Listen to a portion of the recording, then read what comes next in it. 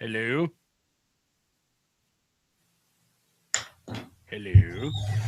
Hello. All right, hang on. No. My output is not working yet. I can hear you. Can Why you does hear this to me? me? I'm taking a My guess and success. saying it's not to be.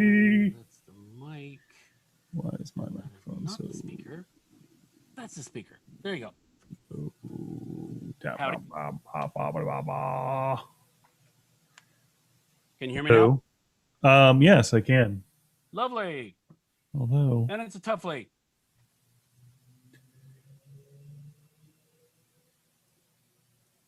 And there's also this. he's having technical difficulties. Ugh. Oh. That's just St. rude. Bernardus 12. Because I'm worth it. Oh, shit. This meeting is being recorded. I should leave now. Yeah. Oh, damn. Florida. Damn dual consent rules. Oh. Last I Well, checked, we don't well have that if I problem in know I'm Georgia. being recorded, how can I be later blackmailed by ESPN? Yeah. Was somebody blackmailed by ESPN? I don't know. I'm sure someone has. I was about to say, this is a sports thing, and I'm out of my depth. No, but you know what? Speaking of Usually sports, out of my since depth Witch brought it anyway. up, John, Yeah. I hear you have a joyous event coming soon. Possibly. If you know, they- if the Canadians can stop trying. Is They've John pregnant again? they've been yes. Again. Oh, I think that was NBC in the city of Tampa's greatest wish. What, John being pregnant? Actually it is because I actually have tickets to the watch party for tomorrow, Okay. which is outside You the being Emma. pregnant? It's yes. He's having a Stanley Cup, Widge. Oh, right. That's volleyball. Yes. Okay. Yeah, so there's a Holy shit, Scott it's sighting. Scott. Hey, Scott. Hi. It's the North American Scott. in Yes. his native habitat. Yes, I consulted with my therapist, and we decided that it was time to come back. Scott and your C's therapist. back. All right. So Scott's Okay, and I'm conservatorship already ended. regretting this. What? I said your conservatorship ended. He has the same therapist as the folks from Grey Gardens.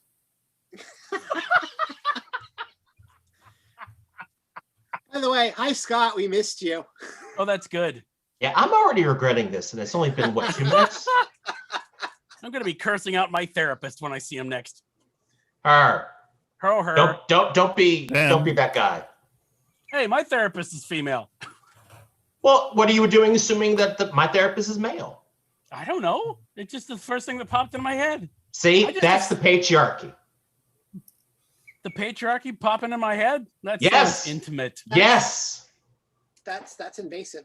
Yes. It is. Yes. It is. It can damage your ear canal. With so many other things. Yes. We got a silent JJ. Hi JJ. I'm waiting for the interstitial to pop up so I can see what he said. He's trying to get hot on the mic.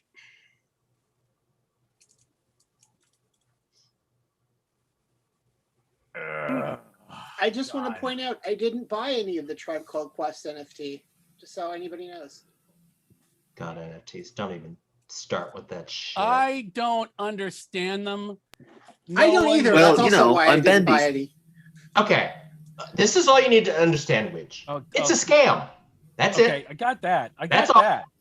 Yeah. I got Don't that. even look into it. That way It's a leads scam back. that I don't I understand. tuned out. Are we talking about Nexium? Which That is don't also a look at scam, rocks. but that's a different scam. No, NTFs is bullshit. I'm like, pretty talking much- about. We're blacked out. I'm talking about Ambien. I'm gonna call Dave Batista and want to wrestle with him. You're gonna die. That is one possible solution. Yeah. Chris Pratt apparently had an Ambien blackout and texted Dave Batista and wanted to wrestle with him. Had no memory of doing so. Is that what we're doing now in the 21st century? Instead What, of wrestling Dave drunk Batista? dialing, we're ambient texting. I mean, I wouldn't be surprised. In a wrestling ring, that's money, man. Chris Pratt, Dave Batista, that is some major money right there. We heard you. Now, What? We heard you. Oh, meaning yes, we did. We heard you for the first time. I just want to Oh, Star yeah, Lord my Baron settings Zemo were- dance off. Yeah. Hell yeah. My settings were wrong, so I was not joining until I had my settings right. Oh, okay. you- But I'm just saying, we heard you. You're good. You're Yeah. sitting You, good. okay. Yeah, Yeah. You that's- could see me, but I was testing. Yeah. Yeah, Well, we didn't that- know if there was like you. Yeah, we weren't sure if you like weren't aware. You He know was how it is with peeking. these things. He was peeking. He was peeking into the room. No, Yeah. peeking would be like this. Not all of us peaked that loudly. You haven't. Yeah, JJ, I have. There are two things. There will come a time. There are two things that I want added in Marvel Strike Force. One, I want there to be. This is the game that we're playing. It's the only game I play. Because it's the only game I can play because there's no controller. I want there to be a Loki Thor team up for Get Help, where Yes. he basically throws Loki at the enemy. And I also want, if Star-Lord and Baron Zemo are the only ones left standing, I want them to have a dance-off. That makes perfect sense. I would pay for both of those things almost as much as I would pay for Hell Cow. Don't let them hear you say that. I'm serious. Because you I'm will. absolutely You serious. can pay for it. No, I would totally pay for it. There are certain And- things that just for the sheer insanity of it, I would love to be able to pay for, like the Spider-Man Fantastic Four with the bag over his head and a "Kick Me" sign on his back uniform. I would love that for a costume. But hey, we are getting Sam Cap, so I'm very happy about that. I would pay for Havoc in the black costume with the silly rings and the silly hat that I adore. Which who? Havoc? Havoc. Oh, Havoc. Oh, Oh, I with the missed little Havoc jewel part. on his head. That'd be Yeah, such- with the red jewel and the like silver hairdo yeah. on the outside of his hat. I would pay for that. I would totally pay Yeah. for that. Is this a comics thing? Yep. Yes. Yes. Okay. Well, see, I need. That's the other thing I would pay for if you're talking about X Factor. Would be Strong Guy. Oh yeah. I really need Strong Guy. I've hold- come just like inches away a couple of times from pulling the trigger on paying too much on eBay for the Strong Guy BAF just because I want a Strong Guy figure, but I can't justify $100 for it. Okay. Hold on 1 second. Yeah. Strong guy. Yeah. Yes. Yeah. Yep. Guido. That's the name. His real name's Guido. That was the Yep. thing. No. Yeah. Yeah. He's great. He's an awesome character. But you'll never figure out what his powers are. It's a I rock. wonder. But it actually causes him horrible physical pain. Being that awesome. Yes. Well, it's hard for any of us. Yep. God, I'm gonna have to so much talk about my next session. I can tell my friends are so weird. They're affecting my sanity. What? Yeah. This is not news. Yeah, but it's My been a ther- while. It has been a while, so it's It just has. It has. My therapist is on vacation. I get tomorrow off. It's like my own vacation. well, so do I actually because of July 4th. So how is everybody? Oh, great. Lovely. You can do better than that. Are things? No, come on. Things are. Yeah, I know, but try to be positive for the audience. I'm You positive. gotta give him things are something. Great. Things are great, Scott. I'm positive they are. I'm positive. Widge, put the beer down. No. How did you know I was about to drink from this beer? But we're Oh. open in Florida. Oh God. You are open in Florida. Hey, at least we're not open in Tokyo. That's gonna be fun. Oh, But the Olympics. Yes. Yeah. And we had a new Greek alphabet letter today. What was that one? We have the Lambda variant now. Oh. Wasn't that? Wait. Are you saying COVID came out as a lesbian? That's gonna be a I can great say one. that. I'm gay. I can say that.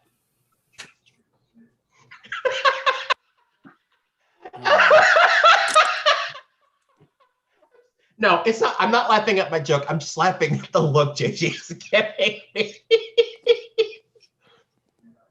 Sorry. Go ahead. I just Okay. wanted to know how everybody was. Just know that when the papers read that lesbians killed another like huge swath of the American population, it's your fault. Yeah, but Damn. as long as it's Republicans, is it really that bad? That's Is the it that thing much of a is loss? We're, See, the I thing was just is- gonna go for. I was just gonna No, go I for the don't wanna know, Pokemon Go JJ. joke, but I don't that's want to fine. know, JJ. Pokemon. What? Huh? I mean, first of all, they're not. You know, let's be fair. There are old school Republicans. Not all of them are crazy. And second of all, vaccinated people are getting sick. Yeah. Okay. Oh, don't even But- get me started on some of my family. I swear to God, I want to hit them. Well, the Lambda variant actually has been around for a while. Right, And but it's very contagious in Peru, but not anywhere else, which is weird. yeah, that's it. I think what it is they had enough research to like put out a paper on Lambda. Yeah, it's been around for a little while, but today Yeah. was the day that it first made headlines. Yeah, it was its coming out party, Yeah. So to speak. debutante ball for the variant. No, it was coming out out of the closet out of Peru. Variant, an interesting word right now. Fun for Loki. Bad for COVID. Bad for everything else. Which is great, by the way. I'm really enjoying Loki. Yeah, Loki's good. Oh yeah. Really enjoying Loki. So is that really the Marriott carpet? Yeah, it's a new carpet or newer carpet. The new-ish carpet. Yeah. That brownish, that Yeah, brown the and- stripy thing. yeah. Okay. I'm like, Well, look at that. At one point, I was saying, if you just take the elevator, you'll be there. But Of course. she But was we're just not in her- used to she that. was- We're not she was used to just being in able her to mind. take the elevator and be somewhere. Well, two, like I'd like to know on what floors they're filming because I think that's it's like 10. Is it 10? Yeah, I think it's the floor. I think it's the floor where they threw the chair off of that one year. Oh. Okay. It's also the one. It's also the one that has the spiral staircase that connects up to the next two floors. That's right. Okay.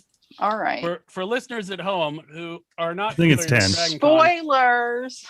yeah, we basically the Marriott the Dragon Con Marriott gets used for basically every other film ever. So and television show. Well, it's the upside down castle from Castlevania, which Oh It my is. God. Wait till It they is. do the West End. Then it'd be like, oh Absolutely. my God, people are upside down.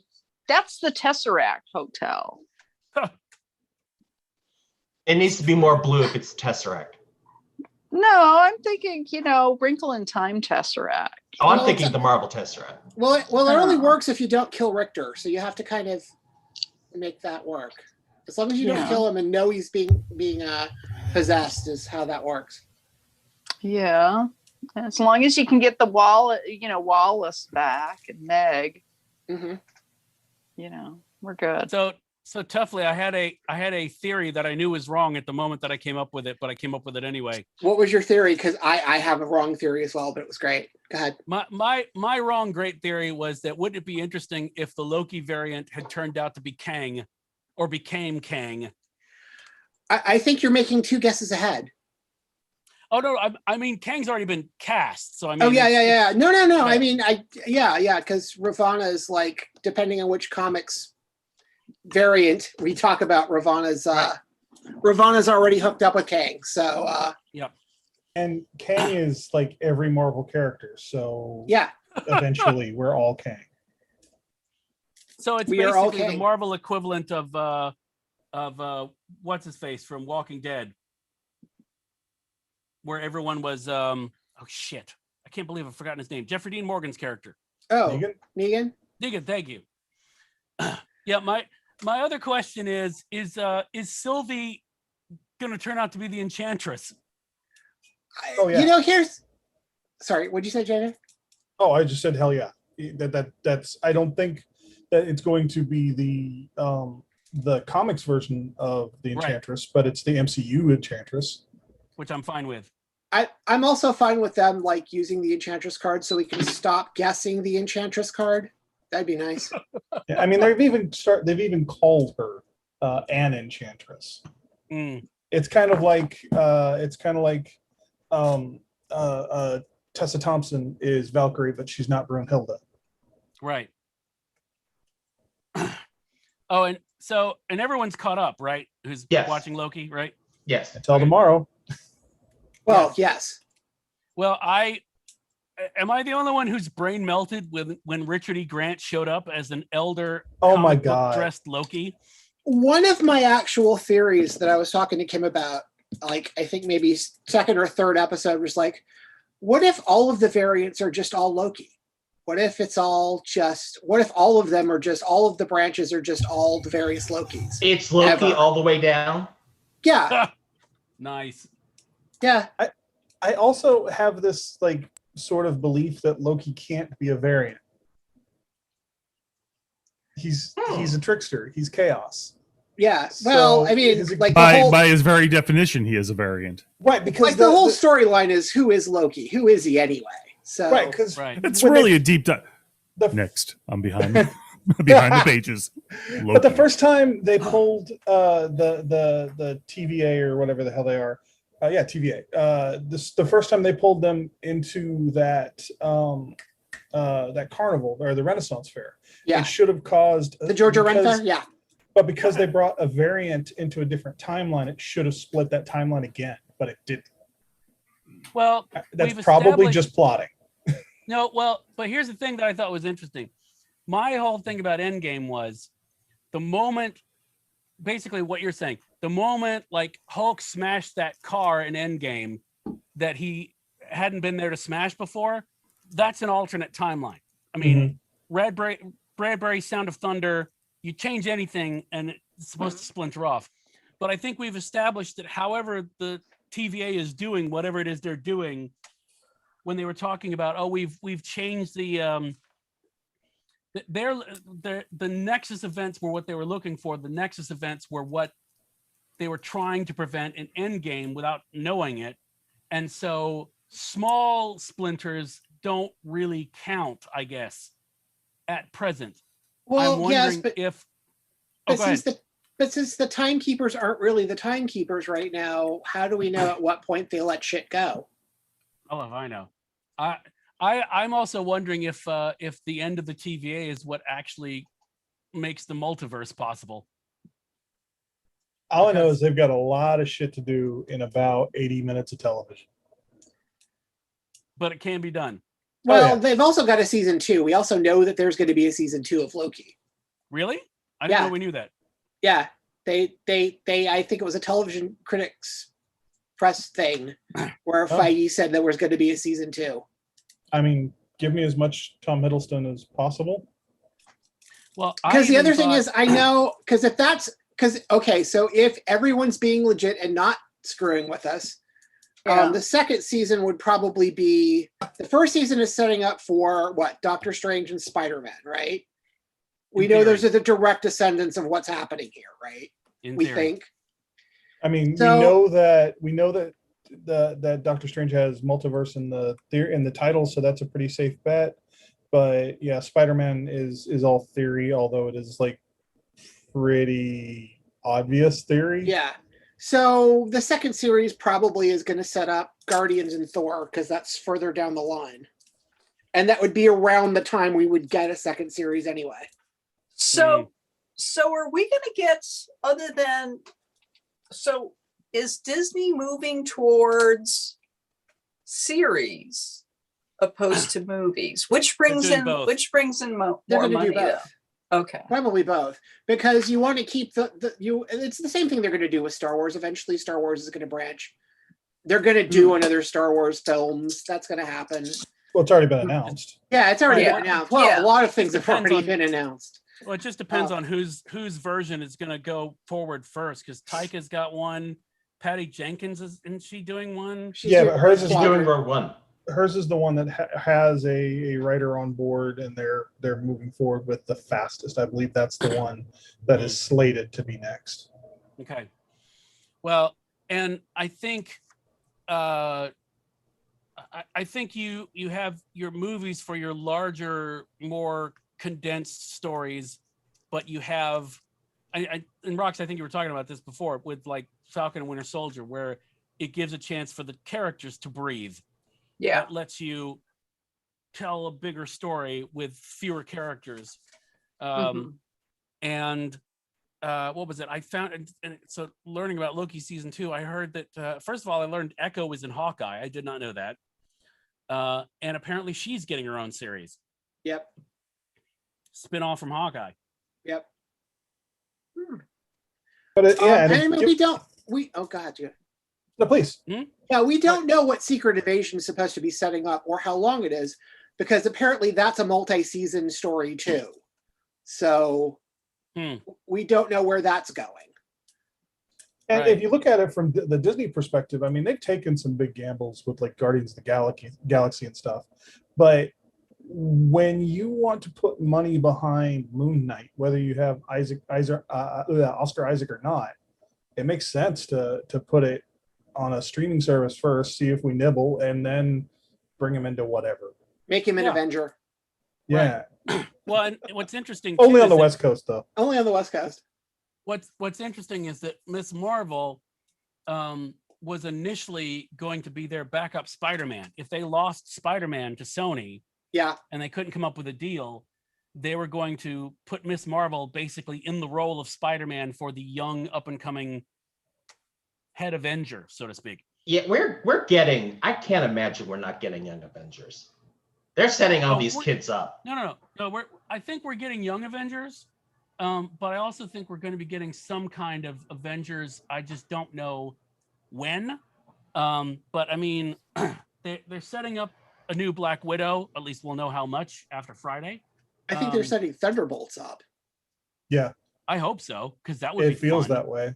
The only, you've already got- thing about that is the only thing, if they could pull it off the way they did in the comics, where you didn't know exactly what was going on until they decided to tell you, that would be amazing.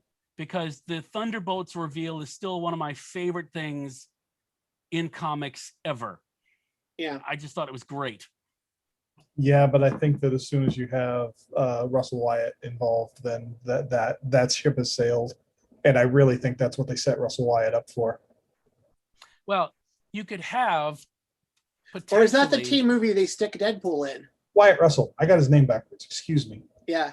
Well, I think what you could do is you have your obvious characters are like, it's kind of like I don't know, like, well, I mean, Thunderbolts evolved into this, I think, at some point, but like Freedom Force, where Yeah. you had like a couple of known heroes and then you had a bunch of villains that were working for them.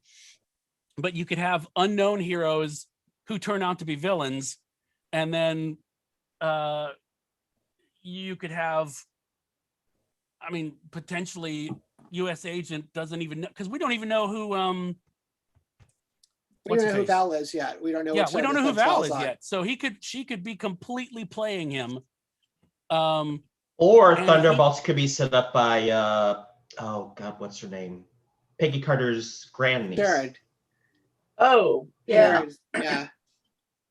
Yeah, That's also a setup. She could be like, hey, I tried to get super people. Let's try it again with these criminals because I don't know how they work. I love the idea that you could have Sharon just lurking throughout the MCU television series, just in the background, providing information or gear or whatever. She just pops in and pops back out again. Hey, I would was love that her to was be that run A- through. was that Agatha in the background at the Ren what? Fest? I don't In think so. '85, I think so. Yeah, maybe, don't. possibly. because it's like, hey, you guys are I mean, she was so far in the back, but I recognize the voice. Oh, the one who spoke. Yeah, No, that's not her. Yeah. That's I- not are you I- sure? I've watched several I watched like Easter egg YouTube things, and none of Yeah. them mentioned that.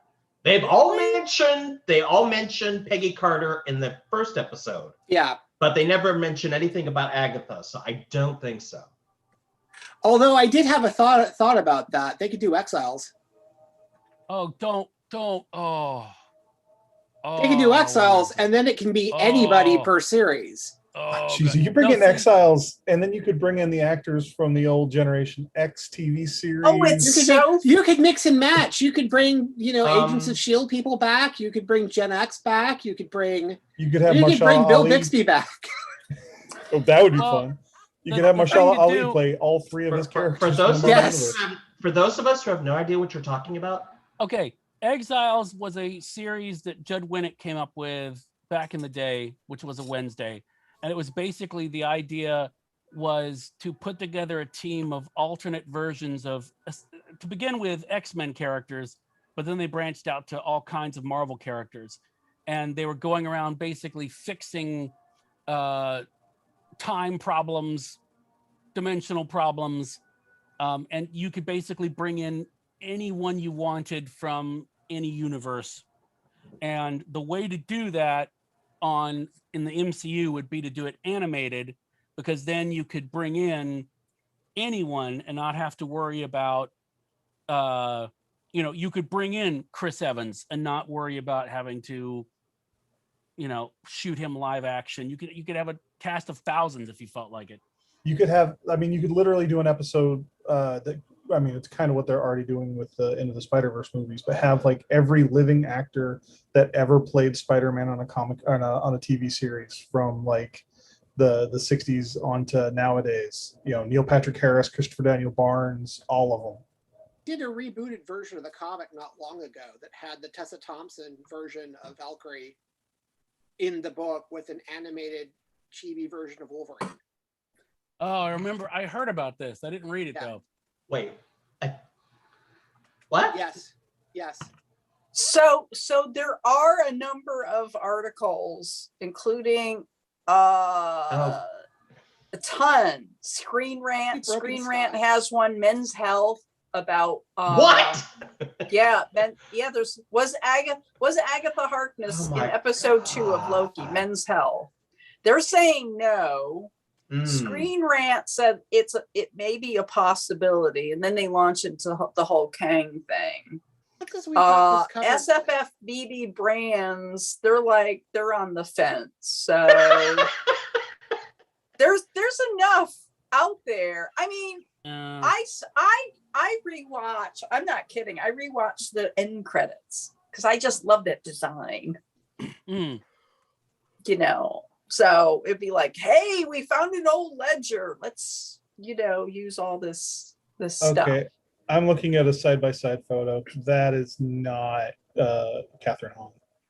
And someone said, "Oh, is it young Agatha Harkness?" And it's like, well, no, because we saw her in like whatever it was, the 19th century, and she looked the same. No, So- try 1600s. Whatever it was, I don't remember. 16, whatever. Yeah. Yeah, Olden times. the I olden don't have brain times, cells. the old Salem times. Yes. Before the She Georgia could Renaissance change Fair. her looks. I would love to think it was her. That's me. Rox, you can think that. You just I can think that. You think it. Why is Men's Health getting involved in this shit? Because they However- have to Because you they have clicked to on it. create because they have to create content Because constantly Rox now. clicked on it, that's why. I clicked on it, so it happened. However, I will say, Agatha Harkness in Loki, whatever, that was definitely the Abomination in the second Shang-Chi. I think they've confirmed that. Yeah. I think they've confirmed that. It's Abomination versus Wong. Fuck yeah. Well, This is and- why it's good to have one studio make all the movies, so you can have these just bizarre little things in the background that don't have to have major story repercussions at all. I love it. well, and he's coming back for She-Hulk as well. Yeah. See, I mean, this is what corporations need to learn. If you just give us good product and good service, we will forgive you anything. You can be anti-union, you can employ slave labor, but if you No. give us like good shit, we're very forgiving. He's a dick, and I don't like him. You went too far. You went too far. Scott's back. Welcome back, Scott. Yeah, I think my therapist made a mistake. Oh, I don't know if I'm ready. Scott's like, Wait, "More really? crimes, She I said don't s- care. did your therapist say stay away from podcasting? Could Mine make a never puppy did. smoothie. No, I don't actually, care." she was trying to get me to be more social. Oh, Because- Actually, she just said stay away from this podcast. Yeah. Well, I haven't talked about you people because that's a whole. oh, You That's know all what? can of It- worms. you could probably save a lot of money if you just did it the next one. And then I know what your problem is. yeah. Well, I 200 figured it episodes out. of that podcast. you know, Scott There we go. White's mom thought we were all imaginary until I showed up, No, that was my grandmother. And she still does. and she still does. Oh, that was so funny. Walking through But the the thing door. is, Hey, Mom. you know what really convinced me to show up, What? Oh god. and which you know why? Oh Why? god. Is it your birthday? Did we miss your birthday? I'm sorry. No, No, Happy birthday. he's in No. October. I no, do know that. because it's your fault. What? Huh? What? It's You always- posted Oh, on He always- Facebook. He always posts. What? Did Who okay? posted? All right. That's- Am I hallucinating? Yeah. Possibly. that is None of us are here, Scott. Do you want a Actually- note from me for your therapist? something- Actually, can write Scott's you a note. Facebook. Hold on, Scott's What should I about- write this time down, Widge, just to send it in. You So posted. You Facebook posted timelines. You posted a video like 5 hours ago. Scott's Facebook timeline. Rock is Lobster. watching God us. damn it! Oh, I didn't do that. Rob Oh. did. Oh,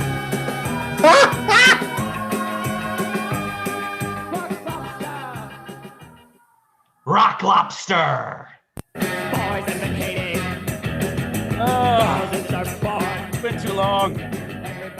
I mean, look, I'm sorry, but I thought I saw Nick Coffee. I thought, wait, I didn't know if that was wrong.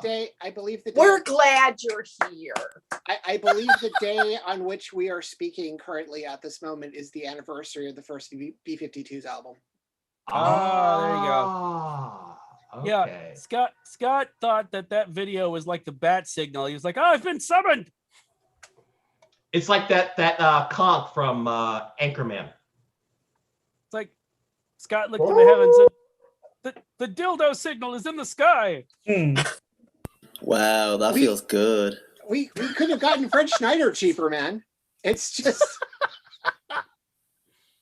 Oh man. Oh my god. And honestly, I'm glad I'm back because I took a look at not the agenda, and Yeah? it's kind of depressing. We need you. You're ew.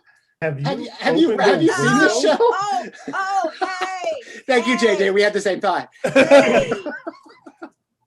I Last week was saw- so hot here that the roads melted. Me too. Sorry. Yeah, but sorry, I'm looking Rob, at go this, for and it. it's all about Richard Donner dying and Quentin being an Okay, asshole. well, and okay, let's Stephen skip Dorff being over- an let's- asshole. It's like, good let's- God, people. Scott, let's Well, let's we are skip encouraging over to assholes.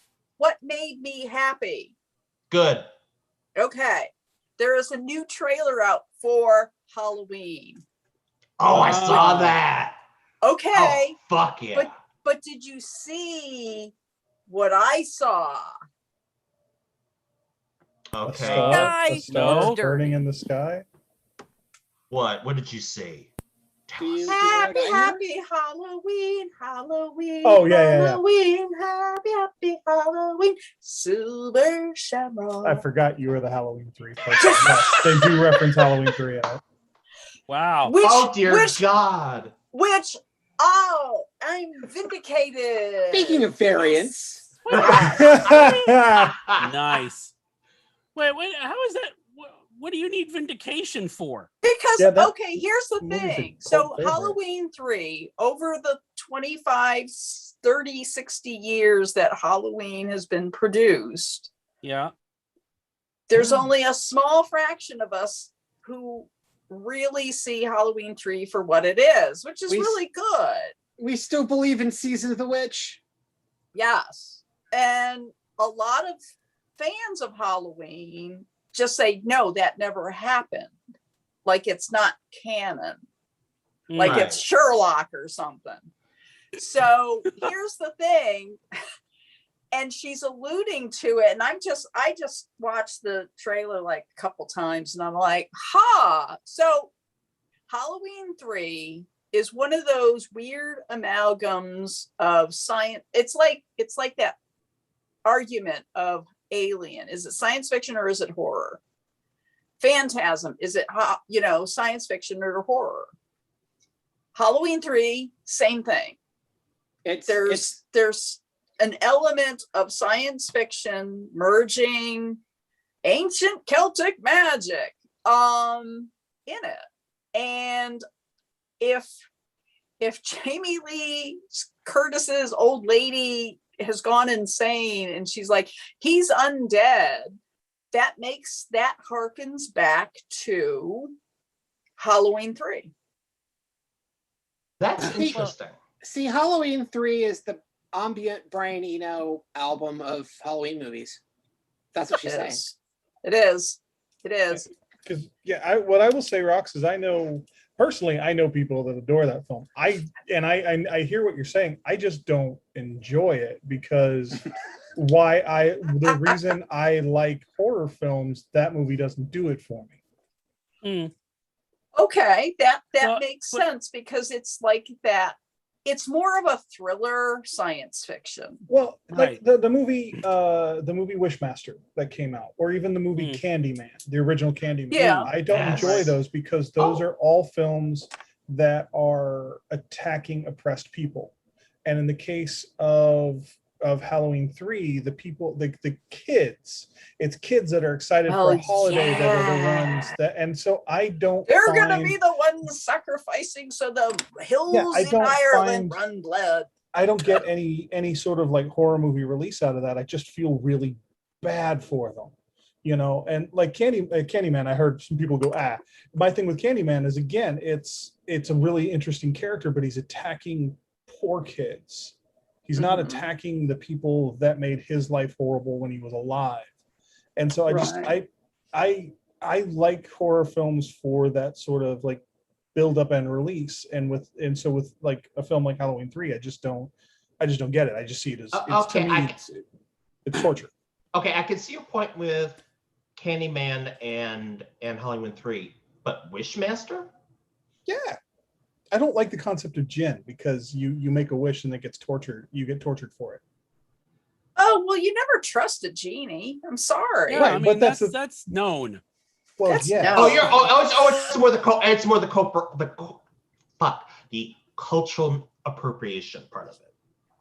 No, Well- I'm not even talking about the cultural. I mean, yes, there might be some, but no. What I'm talking about, the fact in the case of the film Wishmaster. I mean, yes, anyone who has ever read a story of Jen know that of course you don't trust them, and so you can stand back and go, okay, well, those people shouldn't have wished on the monkey's paw because we know that. But but in the context of the film, it's just people that thought that their luck had changed and it gets twisted around in a way that destroys them. And I don't get that sort of like, yeah, get them kind of moment that I like out of horror films. Okay. So do you all right, so let me ask you this, because honestly, I'm not a big fan of Halloween. For some reason, I'm like, okay, I saw the first one, I'm like, eh. To me, it was a big boo movie. You jump out, say boo. Well, it's a thriller. I mean, it's not a horror movie. Right. But after the first one, and then somehow, I don't know how, or it must have been that freaking song, I guess. Ask, how did you get to 3? I don't know. It was. Did you see it on cable one night? It was on HBO. You did see it on cable one night. Okay. Exactly. I did, and I liked. For the kids out there, that's how us old people used to watch movies. We had to happen upon it on cable. Well, no, but the point is not good movies; they're sequels. Mm-hmm. Like the good movies are always out of the price range of HBO, basic cable. Yeah. So you get you get the sequels. Yeah. Pretty much. So I latched onto that and then never watched another Halloween film. I'm like, okay, they could create a mythology on it. It just never got to me. So Well- my question to you, hold on. My question to JJ Okay.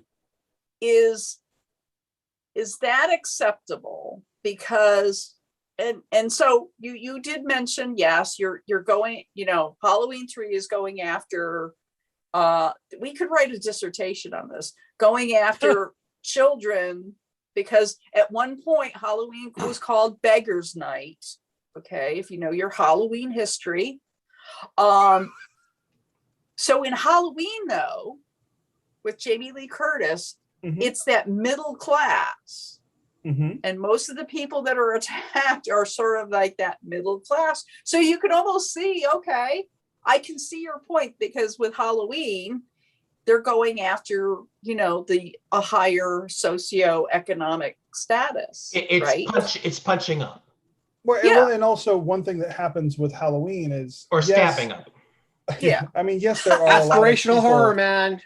There is a lot of any kind of horror film. There are going to be people that don't necessarily deserve to get killed as sort of the exposition, because that's the way horror films work.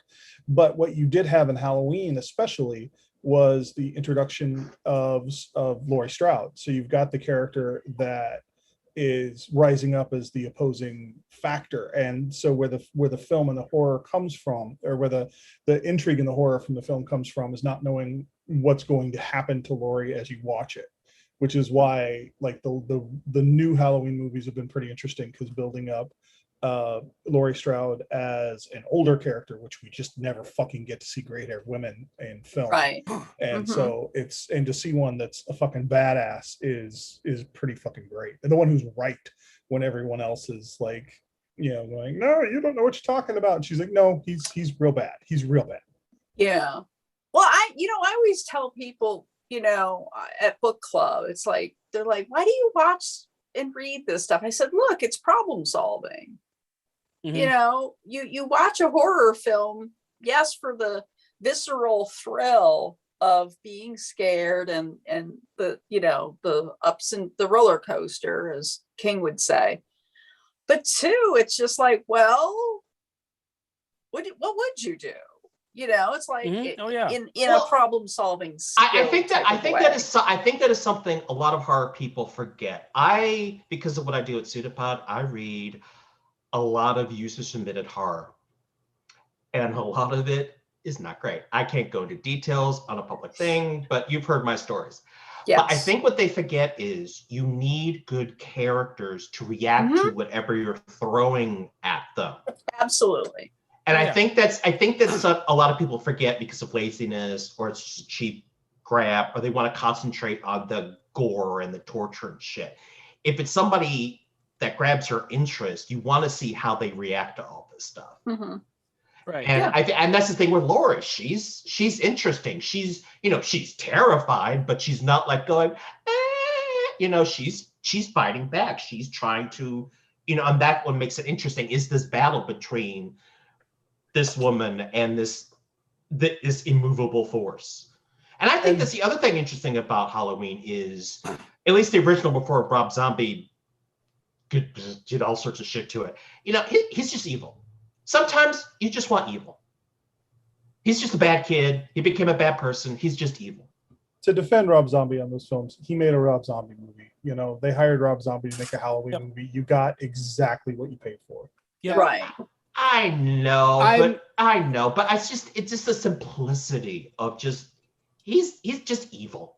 Right. He but doesn't need childhood trauma. We get plenty of that from other people. It's just like, no, I'm in a clown outfit. This bitch is up irritating me. Stab, stab, stab. That's it. But also, and if you, please. Yeah, I really don't want to know what Rob Zombie's Monsters is going to be like. Oh, God. I really don't. I have I'm- no fucking clue what the hell that's going to be.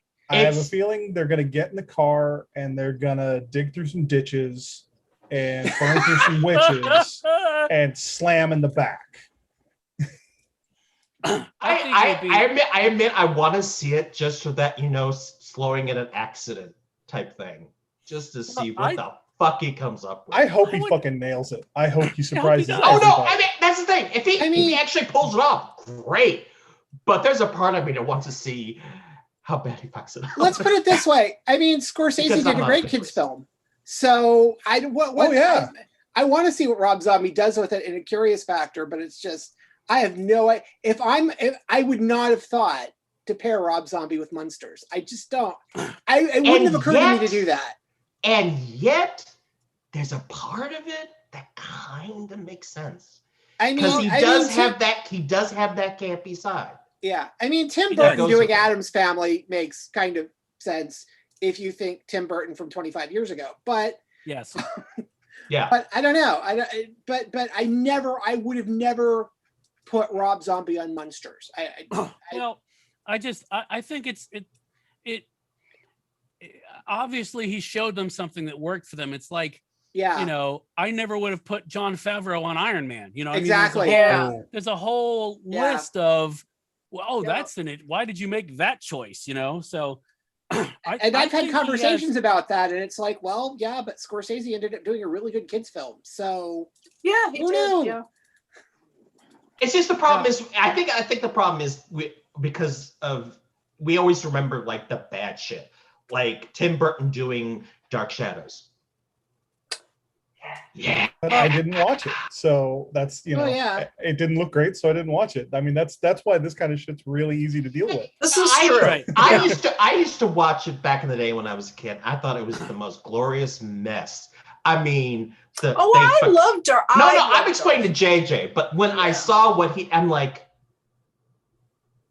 this is high melodrama shit. Why are you putting in this? okay, but if you go back and watch Dark Shadows now, none of that makes any damn sense. No. Well, None no, of of course not. It was Like, a soap none of it. opera. It never There's- makes sense. There's Yeah. at some point in year 3, someone said, "Fuck it, time travel." Yeah. That is literally what happened. Exactly. Someone They said, didn't give a "Fuck it, shit. That time was travel." great. Yeah. Alternate dimensions. Let's bring in Cthulhu. Let's do all sorts of fucked up shit. They didn't care. It was a soap opera. I've actually watched actual soap operas, and some of the stuff they pull is Oh my fucked God. up. Yeah, like General Hospital was one of the was up there with weird stuff. General Hospital. Oh no! One Life to Live brought in an underground city.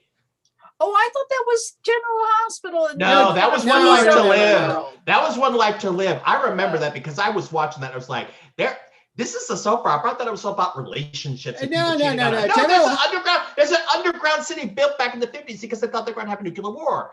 And I'm like, and of course, one of the main characters had an affair with somebody in the city that had an illegitimate baby. I mean, it's still soap opera, but still. And I'm like, are you kidding me? So, Point soap of order. operas don't care. Yes. Point of order: General Hospital froze upstate New York Yes. Yes, they did. with It's a different. ray. Oh, that's right. That Yeah. yes. Yeah. And then my mom and my dad. My mom watched General Hospital, but my dad was really into the show that was right after it. It was a half-hour one called Edge of Night? And Oh, that nice. also Yeah. That was also didn't bother to have Yeah. any connection to reality. That at was all. the one that ended the afternoon of soaps, was Edge of Night, wasn't it? Yeah, Was well, my that mom, like the last one?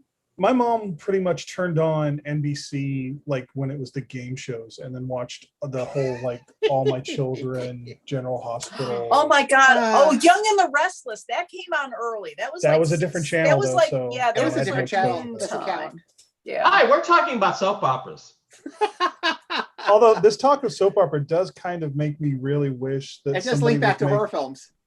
somebody would make I'd like to. I was going to bring it all the way back to comics because I was thinking somebody needs to make a daytime soap opera out of Strangers in Paradise. Yeah. Oh yeah.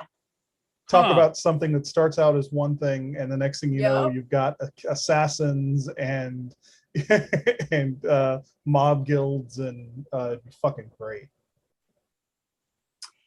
Yeah, and apparently I did not know about the crossover series that the characters went into. Apparently there's all of his characters are in some kind of crossover or were in some kind of crossover event. where they're trying to save the world or some shit. Oh, Uh, Oh my. no. Oh God, what have you done? Yes. Yeah, so- Okay, this is General Hospital. This isn't the one with the underground city. No. No, but General Hospital did weird stuff. Oh no, I agree. Yeah, They so- all did weird stuff, but I Yeah, for, General for those, Hospital did all of the weird things. for those listening at home, John has brought up for our edification a top 10 list of weird shit that General Hospital has done. Is this the correct podcast? Yes. we'll go back to Like, talking. did horror they movies just? and- Is that they just jailed Luke as Luke- being, yeah, Luke- Yeah. Luke is a Bob variant. It's a Ross? time. It's a. It's different. It's the Timeline, TVA. Luke. It's the It's I TVA. like- don't know it's what's like happening, Bob Dom. I have Ross, no though. idea what's happening at this point. As per usual. okay, there we go. The freeze ray. Yeah, Mikos tries to freeze I the didn't world. know any of this shit. Well, I yeah, didn't then he know goes any of on this to shit. being Baltar on Battlestar Galactica. Apparently, apparently, No. This was a after- ghost I think has this was visited Luke. Yeah. Yeah. Oh, well, Jacob hey, Marley has come to visit, Who doesn't do Christmas Carol on a TV show? Come on. but that's not what that weird. storyline is. It also had a very famous rape storyline. Yes, it did. Ugh. Yes, it did. Yeah, I remember Yeah. that. Mm. It was a very weird for that occasion. Just No, because I remember that another soap I used to watch actually had got a lot of press because they had a very realistic, not glamorized, not anything like that rape. Oh God, they didn't make a series out of Irreversible, did they? No, it was actually treated for the time pretty sensitively, and they wanted to show the reality of it. Instead Were of like you some- watching the movie Extremities? Oh No, Oh, I don't think I was allowed to when that came out. Anyway, but the thing is they lampooned General Hospital because shut up. They lampooned General Hospitals. Oh yeah, he raped me, but it's okay now. So it's like, that's how I know about that. But yeah, the soaps of old are very, very problematic. But luckily, we would never ever have a problematic rape story in a series ever again. Buffy the Vampire Slayer. if Downton Abbey. Yeah, that should have been a red flag, shouldn't it? The first episode of Airwolf. Oh yeah. Game of Thrones. Oh, I don't remember that. Oh, one. that copter was asking for it. Jesus. Wow. I could make a gender joke, but I'm not going to. Gender's a construct. I know. And sometimes an attack helicopter. Oh. Oh wow. But okay, I'm LGBT, I can say it. So, Rox, the thing is that also in a lot of your classic horror films, you also have that built-in Oh, we're victimhood back. as well. So that's why, Yes. you have the morality of the camp kids ignoring Jason. Therefore, that's why Jason does what he does. And so there is that kind of, and they played with it a little bit in the Nightmare on Elm Street movies, where you find out as the movies go on that that although Fred was a horrible human, he was also a horribly tortured youth. And Right, and, And it's their like parents the- were the 10 sin- times worse. Yeah, it's Yeah. like the The bastard son I'm of 1,000 attacking- maniacs, yeah. I'm attacking your children for the sins of your parents, right? Yeah, and so- I remember kind of and that's vaguely of where that one. and that's why it's where it is where the kids who are just excited for Halloween throw a mask on and are sacrificed. That's where that to me becomes something that is it moves for me. It moves from horror into sort of sad drama. I think 'Cause you could feel like it's one of those things where you could feel like, okay, maybe they're trying Grimm's fairy tales or something, and then it just went hideously wrong. Well, Yeah, it's- well, too, for as somebody who studied a little bit of history and stuff, to me, it's like the horror of history as well. Like the power of a small group. All right, the big monologue of Dan O'Herlihy as Connell Cochran explaining, the sacrifice to the god that they worshipped. To me, that's just as horrifying. I mean, you know, that we believe in an amorphous thing, that we don't mind the sacrifice and the horror of, you know, okay, sorry. of you know, innocence, you know. Right. But my thing about that also, when I'm thinking about it, is it also is the horror is how we tend to forget bad shit. Mm-hmm. You know, Yeah. it's like, oh, Halloween is all candy and this and everything, but it came from a very bloody place, and we forget that to our detriment.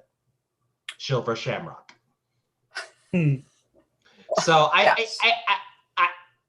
I understand what you're saying, but I also think there are other elements of horrific things in there that could also engage people. I get what you're saying. I do get what you're saying, JJ, but there are also other things in play that make it horrific without seeming to exploit, you know. No, and that's and that's why I was freely admitting that this is my opinion on what I get out of horror, because you were talking earlier about why people watch horror. You know, one of the reasons I watch a lot of horror is I suffer from horrible anxiety. I get anxiety attacks. But the thing is, when you have a lot of anxiety, you don't necessarily know what it's focused at. You know, Oh, yeah. and so you watch a horror film for a little while and you get to experience getting rid of some of that anxiety because it is wholeheartedly focused on that motherfucker with a knife. Yeah.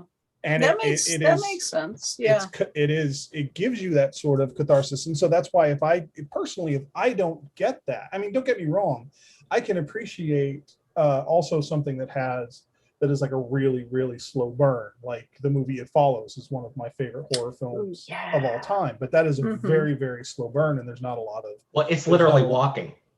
Yeah, and I also I saw it in a crowded theater, and there's something amazing about the feeling of that movie ending and realizing you're surrounded by strangers, and you're like, "Mm-hmm." Have I told you my Terminator 2 story? No. Okay. Is that a sexual reference? No. Okay. I went to see Terminator 2 first day, like probably everybody else did. And I was in the theater, and it was the scene where the orderly like licks the whole face of Linda Hamilton. Yeah. And the whole audience went, ew. But not Scott. Oh, Scott started I did too. masturbating. There was no consent. So no, bad. Anyway, but the scene where she gets out, she unscrews the mop pole, and she's about ready to wail. She wails on that guy. There was one woman out there said, "Get him, girl." Yeah. And I'm like, Oh yeah. and we were like, yes, preach, honey. Yep. So it's just that, yeah, I wouldn't have gotten that if I watched it at home. You know, there is something about having an audience to Well, react. yeah, of course. Stephen King said that when him and his wife Tabitha, I'm gonna make sure she's mentioned her name, Tabitha King. They go see Carrie in the theater, and it was mostly African American people in the theater, and they're like, "Oh, I don't know if they'll like this film," and they were right in it. You know, they were like, "You go, girl, you get rid," you know. So, he saw the power of his story. Yeah. You know, and you're talking Carrie. Yeah. Holds that, you know. So And I remember I saw The Exorcist when they did the re-release, the version you haven't seen. Yeah. And I got to go see that in Athens because I was going to interview Wait, you flew internationally? No. And Hey, you gotta be specific. People may think that. Okay, well, I went to Athens, and so I was going to interview Blatty the next day, and so they were showing it. And first of all, halfway through the movie, he came in and sat in front of me, which was bizarre. But it was a theater full of college-age folks who probably have, if they've seen the film, haven't seen it on the big screen, right? Oh. And they're a normal college age crowd, you know, and this was not that. This is like 10 years ago or something. So fairly recent, modern college age kids. And when for a film of that age, when they got to the final battle, where the two priests are going upstairs to fight for the final time, I was struck by the fact that you could have heard a fucking pin drop in that cinema. I mean, everyone was just riveted, like, holy shit, what's going to happen?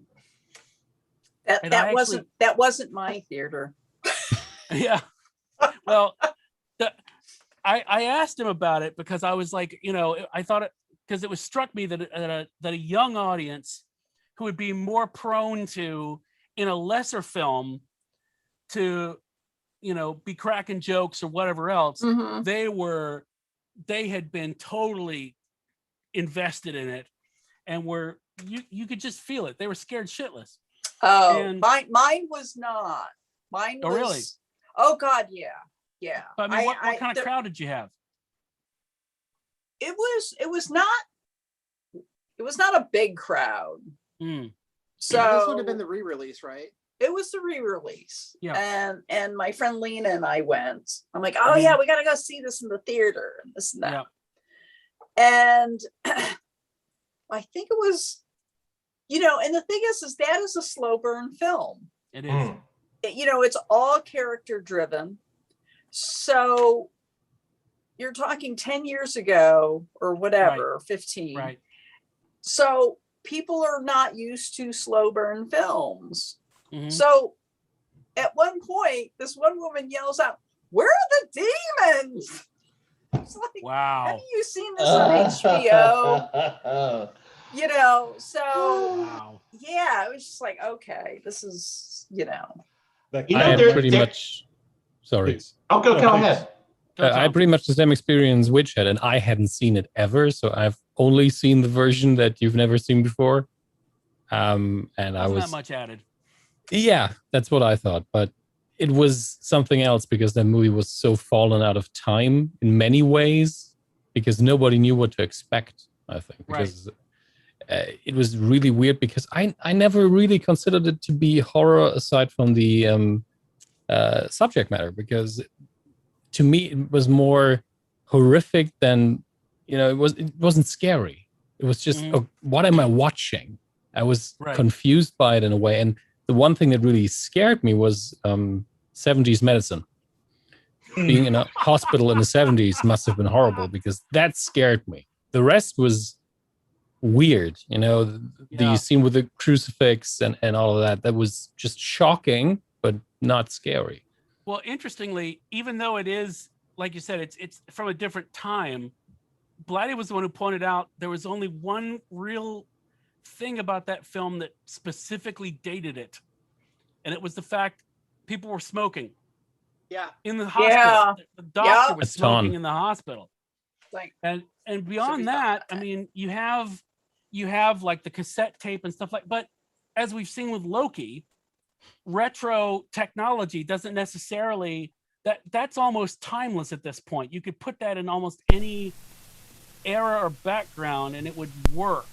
kind of. yeah. I mean, product design is looking at Yes. mid-century, 20th century, Yeah. design now. Speaking of another retro slow burn, one movie that Hmm. I've heard about that I need to watch, that sounds Yeah. really interesting, Censor.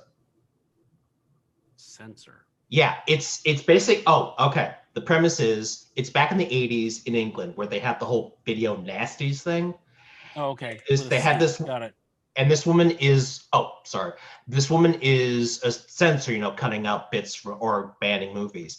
But she has her sister disappeared when she was a child. And then she comes across this movie, which somehow seems to be based on those events, even though, she's never encountered any of these people. Huh. So she starts wondering, and the actress in it kind of looks like her sister, so she's wondering what the hell is going on. And I've heard people describe it as kind of another slow burn type of thing and kind of plays with that retro aesthetic of like the Thatcher 80s and shit like that. So that's one I'm kind of interested because it's one of those where you can't tell if it's really something, if it's like something supernatural is happening or it's Is it in her head? Or it's in her head because she starts with all the shit happening is she starts breaking down. But I need to. It's on demand. Actually. Oh yeah, I think what I remember is people were complaining about the trailer because they make it look much more actiony than the actual movie. So people are like, yeah. So there's that. But I think as a slow burn, especially with this woman trying to have like, is she remembering things the way they were? Were they affected by her watching this movie? Maybe did she do it? Who knows? Now that she's watched the video, will she be killed in 24 hours by a girl coming out of the screen? Well, no, this was the 80s, so it's 7 days. Oh, 7 days, right? Exactly. Because, yeah, longer. It takes a little while. Exactly. It's longer. You didn't have curses being delivered by Amazon Prime. No. Oh my God. Yeah. No. Back then, they were union curses, and they had to go through the right rigmarole. But exactly. But you're Teamster on curses. The whole thing about horror is an interesting thing because I part of my complaint is that most horror films aren't. They're thrillers because they don't really horrify. Right. There's a Stephen King said horror horrifies, Yeah. And there are very few films that I find are truly horrific. And it's the horrific stuff that those are the scenes that I think just stick with you. They like get in your head. The example I always use of a film that's a thriller with great horror overtones is 28 Days Later. Because most of it is a thriller. Because if you're being chased by fast zombies, A, you're fucked. Sorry. And B, that's a bit of a terrifying experience. But there's horrifying shit in there, like when he walks up to this board that is covered with notes of people looking for other people. Have you seen so and so? Yeah. Another one leaving a note that says, "I'm sorry, I'm infected," and you just go, every single note up there is a life and a family that's been destroyed. And I just went, holy fuck, that to me is horrifying. And the bit where, spoilers if you haven't seen it, but it's been out for a while. He goes home and finds his parents have committed suicide, and they've written a note that says, because he was in a coma when it happened, this apocalypse, says, basically don't ever wake up. And I'm like, is there a worse homecoming you could think of? Yeah. At all. That not only have you come home to find your parents dead in bed, but they were basically saying, we hope you never wake up from the coma you're in. It's Did you ever watch shit. Did you watch 28 Weeks Later? I haven't watched all of it, no. Well, what I would say is the first 10 minutes is the best. The rest of the movie is an action film. Throw it away. Right. The follow up of 28 Dresses Later was not any good either. Right. But the Sandra Bullock, Viggo 28 Mortensen Days. Getting Clean movie also had very few zombies and was very disappointing. But unless you count the people on the Methadone. Dawn of the Dead remake that Zack Snyder did, the first 10 minutes of that are astonishing. Okay, speaking of Zack Snyder and zombies, though, has anybody else seen, in a movie I could write a fucking treatise about, has any of you seen Army of the Dead? Yes. I have.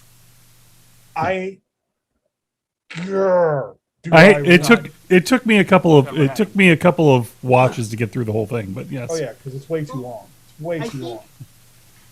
My problem with the Zack Snyder zombie films is that he very crudely just stomps through the social commentary and just does the what looks cool thing, which kind of bothers me.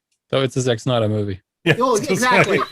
Exactly. But I think what he tries to do with the zombie stuff, he fumbles to make social commentary and it becomes a bigger thud. Does that make sense? Yes. See, I was No, it does. expecting that from a Zack Snyder movie. I wasn't expecting Chekhov's zombies.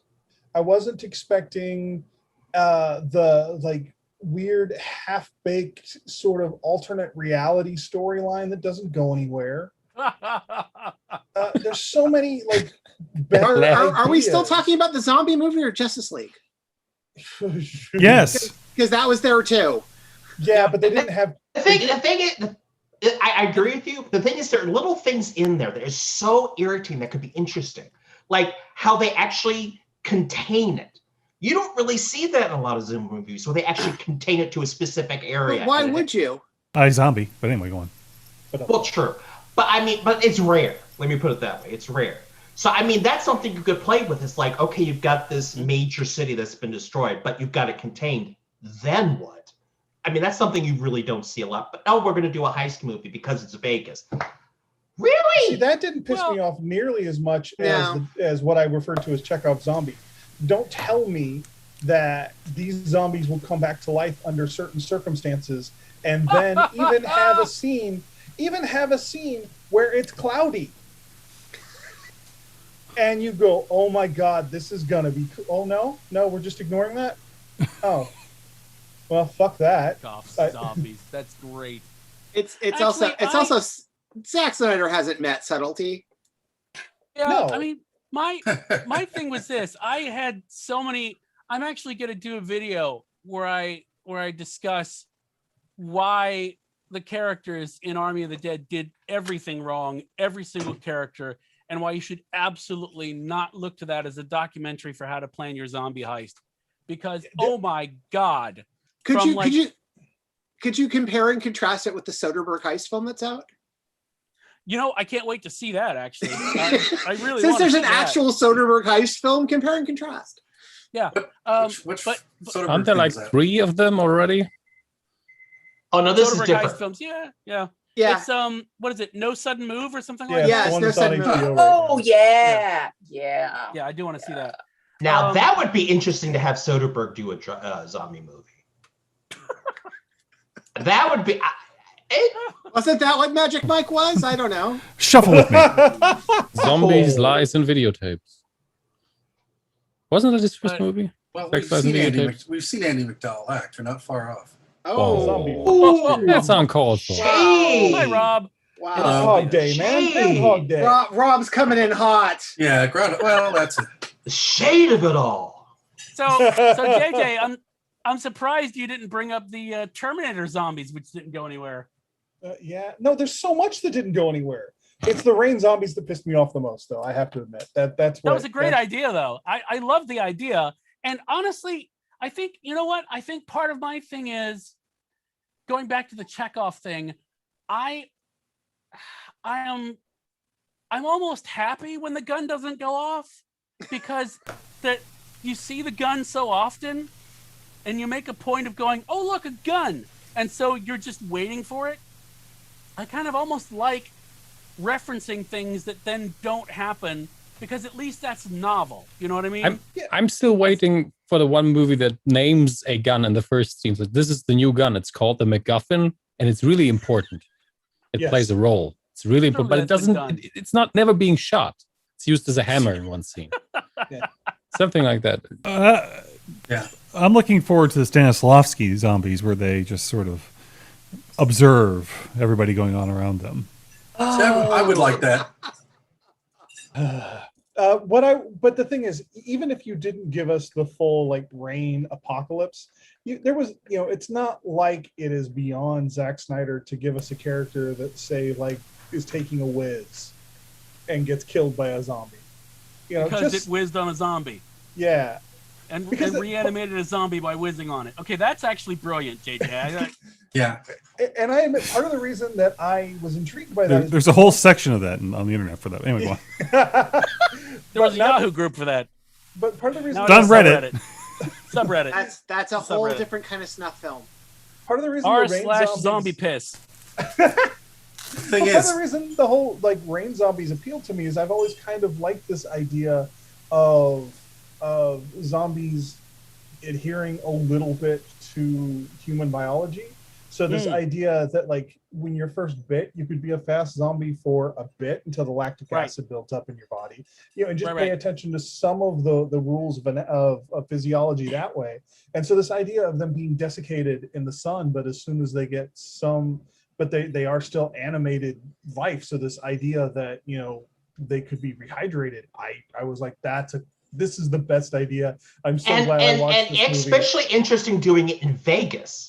Yeah. Where it's like, oh, we don't have to worry about that. It's Vegas. We're in a desert. No, it's the one day it rains.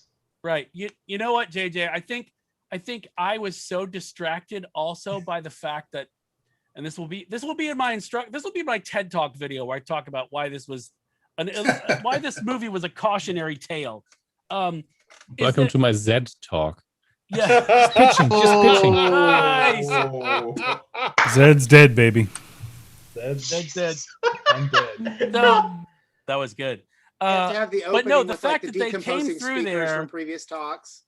They came through there loaded for bear, ready to fight, and were surprised to learn about the rain zombies. And I think I was so distracted by the fact that, oh my God, you didn't do basic sit rep. You don't know what the situation is on the ground. Oh my God, you people are so dead. You have no idea what you're walking into. You are going to be so dead. This is going to be horrible. I think I was so distracted by that basically 3 steps into the mission, you've proven that you have no idea what the fuck you're doing and shouldn't be there. I've seen it where people have compared this movie to like a bad Aliens or Alien. And this is one of them where it's like they send the guys in loaded for bear, but they have no clue what they're dealing with. And of course, they're looking for the queen zombie, the queen, it's all there. And of course, it's a fucking multi-corporation trying to get something to the bioweapons division. Oh God, don't get me started. Part of the problem is it's like, so you're telling me that there was no way to go in and get what the multi-corporation, national corporation wanted without doing the heist cover. There was no, in fact, it would have made more sense just to go in and do it. You could have just hired Tig Notaro to have a non-fucked up helicopter scoop one up with a fucking hook and get the fuck out. And can I just like say that? Yeah. No. Harpoon. They could have just made ocean zombies and made it much more entertaining. Wow. No, I just want to say that I was so impressed with Tig Notaro in that. I just want a series in which Tig Notaro is a helicopter pilot who just flies other characters around. And I will also say, when you were talking... have you seen her show where they have people on and she doesn't know who they are? No, I haven't seen that show. Oh my God.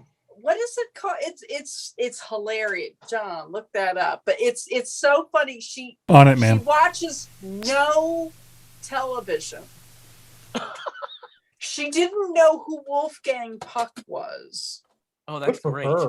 So basically, and you could see him getting kind of agitated, and so it's like, I don't know, 10 minutes, and basically people go on, and she's like, okay, you're a famous person,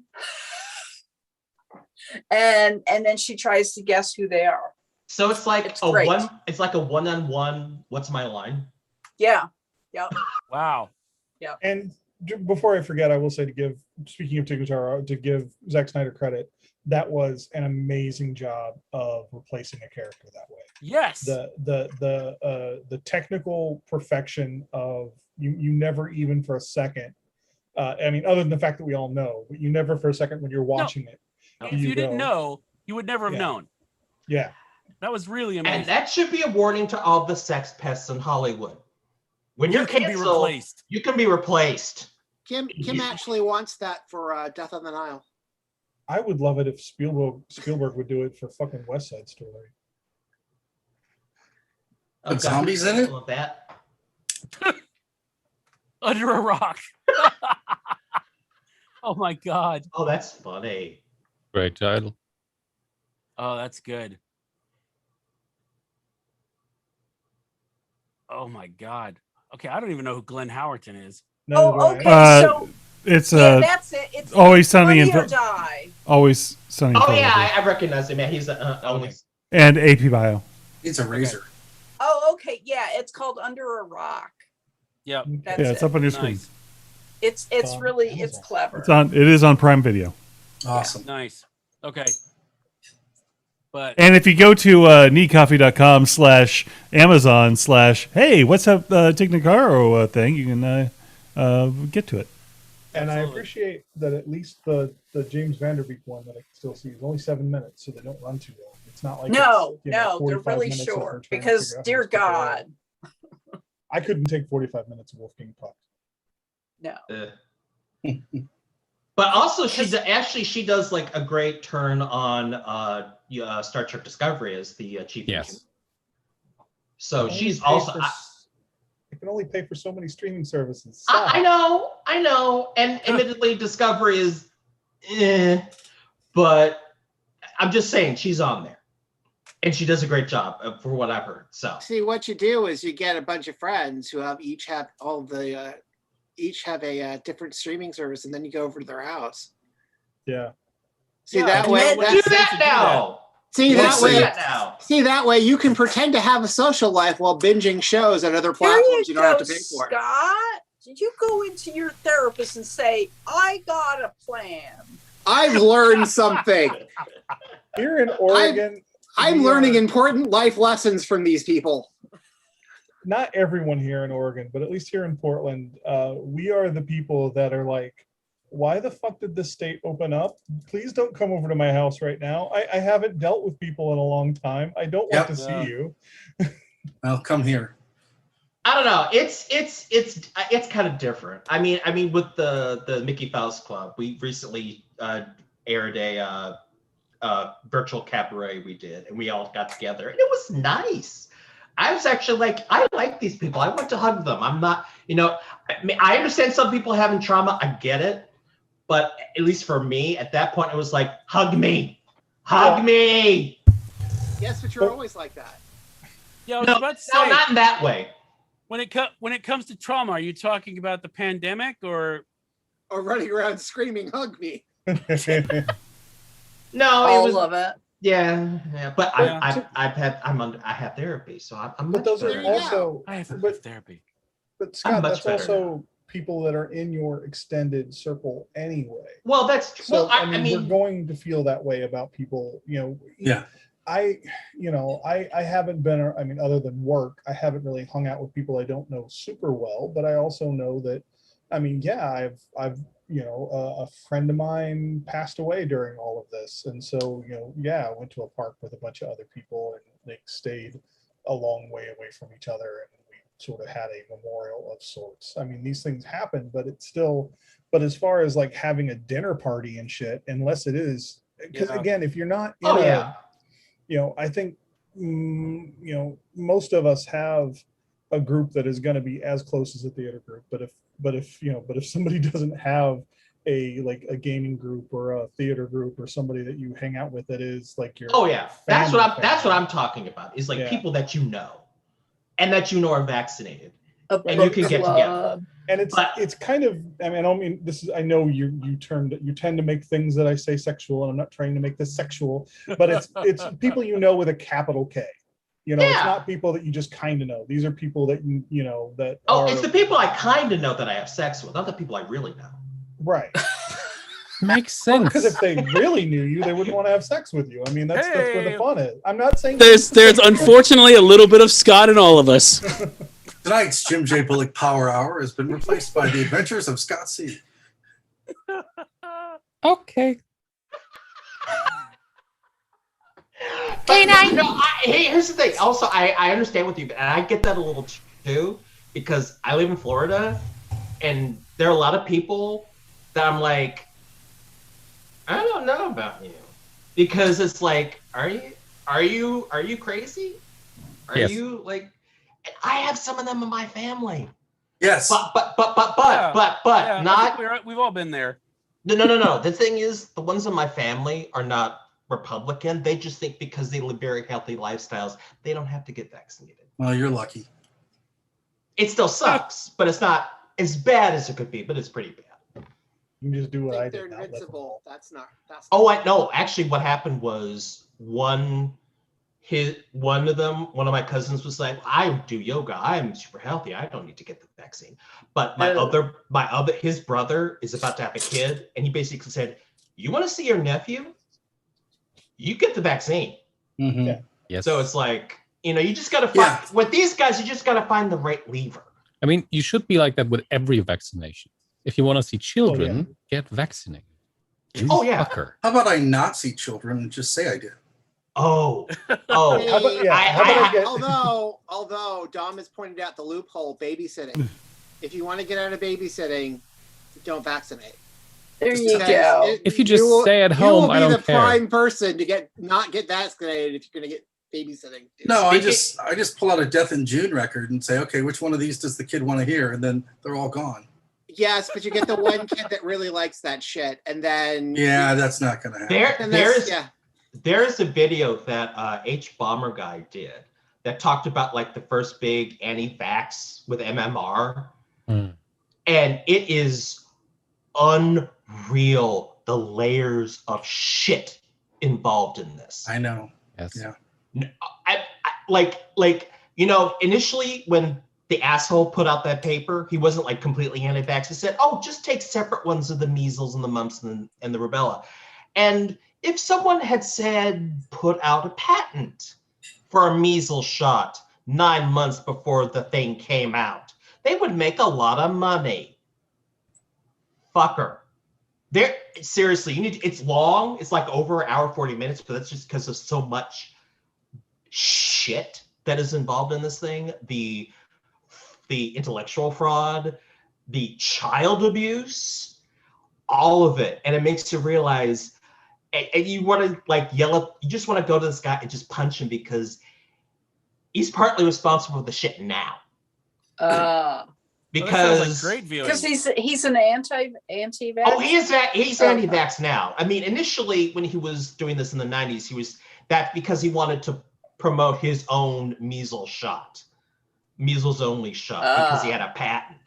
Well, the problem is you get so many people finding old videos too now. Mm-hmm. It's like, I'm sure his video is still watched. Oh, he's still out there. They were showing that he's still out there promoting all this stuff. He has books, he has videos, he does Alex Jones. That should tell you something. But who would want to do Alex Jones? Well, I thought I heard boob. boob. That didn't show that in the video. But it's just, I mean, the thing is, it's like, you think you know how bad it is? No. I kept watching going, it can't get any worse. It's like, and it's going to get worse. And I'm like, oh my God. Yeah. And the thing what's really sad is like how much of the British and like American media just bought it because, oh, he's a doctor. He knows what he's talking about. And it's like, no, don't do this. Question him. And but I will put this up as a silver lining because I'm trying to make this more, is that after like all the reporting changed and like we found out how much shit this was and how much Andrew Avery was an absolute asshole, and it started getting out, the vaccination went from going lower to going back up. So as more people learned of what a scumbag this guy was, the vaccination levels started going back up. So, it sucks, but it's not permanent. If the real knowledge does get back out there, it can get better. Not here. We're number one. God. We have them too. There are people right now who have their children in school or kindergarten, and the people working there are all vaccinated, and they're like, oh, the vaccination, of course, which I'm against, not me personally, just the idiot person, can spread like a virus. Now I have to protect my child from the vaccination, and they give them essentially poison to prevent the vaccination to spread. So I'm done with those people. I know what the guy over here, it's all bound up in political identity bullshit. And it's I don't know. And of course, then you got the ones who like like my cousins who think because they're young and they lead a healthy lifestyle, it's not going to affect them. And I want to hit them with a stick. Yeah, especially A really still. I big mean, stick. my parents, when they first heard about it 2 years ago, were like, "Oh, we're not getting the virus." 2 months later, they're like, "Okay, we need to get vaccinated because they're not stupid."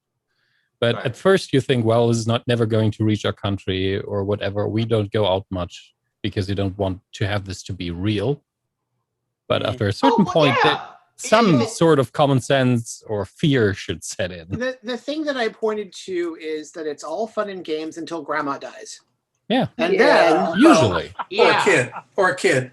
Yeah. Or a kid. I know. And it's Well, like anybody you know. Yeah. Oh, exactly. As long as it doesn't affect you, it doesn't matter. Yeah. Right. Oh yeah, we canceled. We were in final rehearsals for our show in spring of last year, and we decided we just could not take the risk, and we canceled the show.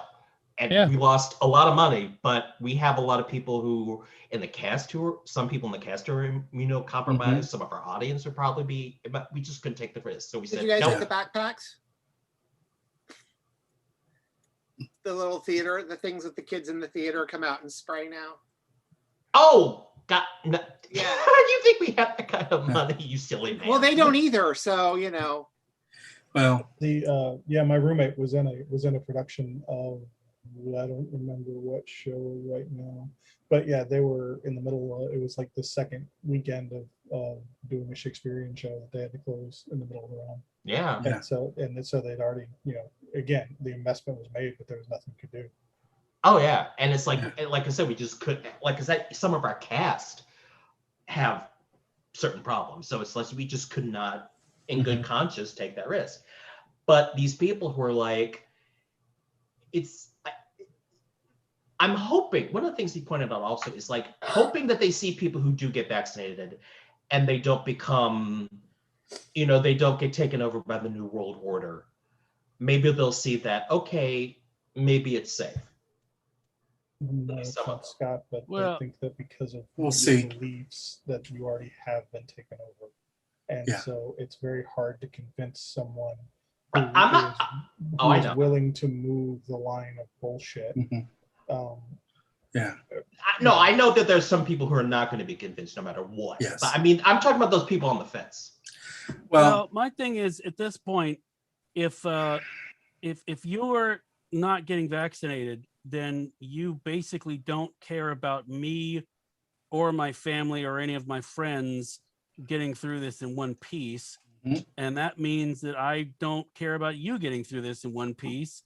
And the sooner you get sick, the better for me, as far as I'm concerned. So Yeah, the only problem is like those people are going to be a fucking petri dish and come up with epsilon and I know, but that's already Omicron. happening. That's already happening. So Well, the that's because of faster they them. I know. The faster they get sick and something horrible happens to them, then then the rest of us can have mandatory vaccines, or at least vaccines to the point where you can't leave the house unless you're vaccinated. And the sooner that happens, the better. So, I mean, I hate to be like that, but that's the position they've put me in. Oh yeah, no. I agree. Like I said, my only concern is because there is that large segment. It adds to like the mutation factor. Oh yeah. So that's my. Yeah. Well, here. If there was no. Quickly. Yeah. If it takes care of them quickly before anything changes, fine. I don't care. Those people don't like me anyway for various reasons. But Yeah. it's like if this group is going to cause like mutations that make it nastier and maybe not under the current vaccines, then we need to get Scott, Yes. the problem is you have many countries without vaccination. Oh, I know. They're trying. Oh, I They're trying. agree. Anyway. Oh, I know. And that's even worse because we're Well, like, we have to protect our intellectual property. No, you don't. Yeah. But I apologize for that because we're Oh a no, problem there. I know. It's just if it mutates, I agree. But I'm just saying, even in countries that are having the vaccine, and that's what's even worse. We have the vaccine, and there are people like, no. And I'm like, I know. Yeah, I mean- it's one thing. It's one thing if you can't get vaccinated, either because there isn't a vaccine Sure. available, or because for Yeah. actual health reasons you can't do it, then Yeah. then I'm like, I want to. Then everyone else needs to get vaccinated to cover your ass. But but you know, it's the people who can and should get vaccinated but don't, for insert dumbass reason here that I just don't have any patience for anymore. I think psychologically speaking, and I'm not an expert, I have the suspicion that there is something that flat earthers always also have, that they make this opinion, which is wrong, part of their identity. And Yes. nobody likes to be wrong anyway, and to be proven wrong feels shitty. But if you've made your whole identity this opinion all of a sudden, and somebody comes along and says, 5 + 5 is not 11, you will fight long fight until you admit this. If it makes you feel better, here where everyone is like feral, like they've just never been in line or anything. I met somebody at work last week. It's a guy who comes in and gets magazines all the time, and I knew he was, a flat earther. I knew that, but he's the first person I ever met that was also a Titanic denier. What? Okay, expound upon that, please. I got to hear this. His heart didn't go on. The movie does not exist. It wasn't. No. Oh, wait. Did Cameron do the same thing that what's his face? The guy who did 2001. Kubrick. Kubrick. What, he did a Kubrick? No, he's like, I don't think it sank. Nobody's ever, you can't see an actual piece of it. I'm like, it's disintegrating.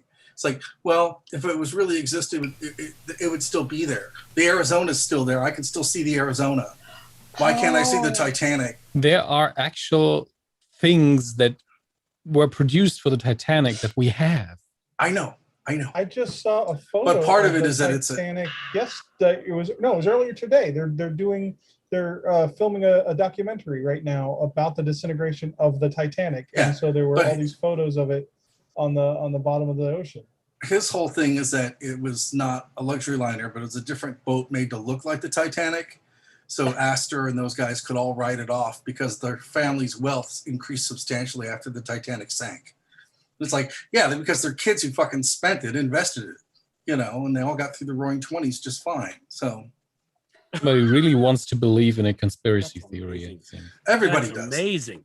Yeah. I thought I told you about that, Widge. I thought I told you. No, I've never heard of Titanic denial before. That's amazing. Wow. At least make it interesting. They never found New York. They're still out there. They're still. He's like, they all got off. They're in Canada. Why do you think Halifax is all by itself? Dom, I have a Weekly World News which shows the ghost Titanic finally sailing into port, like Which that's 90 years Ghostbusters later too, or I something. think. Yeah, that is Ghostbusters too. Yeah. That's the worst wait. feeling. Hang on. But Widge hasn't seen that one because he doesn't believe it exists. Hey, There's the Ghostbusters too. And Exactly. Cheech Marin is in that scene. I don't want to. I'm amazed. You Widge and your has a Weekly Ghostbusters World 2 News. conspiracies. Oh, wait a minute. Hey. So my grandmother. Everybody's grandmother has the week. Yep. National Enquirer. Hang on. National Enquirer and the Weekly World News. And if they were out, the Star. Okay. My grandmother, hang on. My grandmother wins, and I'll tell you why. Because she's your grandmother. No, not just that. Because you remember the Enquirer after 9/11 got mailed some anthrax. Yep. Yeah. And so my grandmother wrote the Enquirer. She had a subscription. She wrote the Enquirer and canceled her subscription because she didn't want to get any of that anthrax from the ink in the paper. Now, first of all, I don't know how they did that because her handwriting was worse than mine. So Well, they if it probably was couldn't anything read like it. Marvel Comics, they just use Scott Ian's blood. But yeah. But wait, Rox, it gets better. Okay. Because she threw away all the existing copies that she had kept just in case, I guess somehow retroactively, the anthrax made it into the ink in her house. So that's why my grandmother wins, is because Oh, that is some crazy fucking shit. It's And I was so upset because I would have gotten those. That was Anthrax through the dream ages. job was to work for Weekly World News. Mm-hmm. You could Because have it's been like, you could have been a great replacement for Dear Dottie. yeah, To be I fair, love. Have you I love read Weekly her? World She's a News. crazy. We actually did skits based on some of her columns. That woman was a bitch. Somebody did a play, and it was like one of those little off Broadway, like Paramus type plays. Off And Paramus. it was called like The Return of Bat Boy. Oh yeah. Oh, So- there's a Yeah. musical. There's Bat Boy the musical. That's it. Yeah. Yes, Bat Boy that's it. Yes. Yeah, I've got the hat for that. I've got a ball cap that I got from some promotional thing that says Bat Boy the musical on it. I swear to God. wow. I'll have that somewhere. And Without if I recall context, that's a correctly- great head. If I I recall know, correctly, but- haven't you tried giving this away at parties? You know what? I think I have. But no, Scott, not only could Rox make a new Dear Dottie, but Rob could be the new Ed Anger. Good point. This could be a great zine, actually. But see, here's the thing though. Weekly World News, now that they're a website, they kind of don't take the Mickey anymore, and they're out front with the fact that it's all bullshit.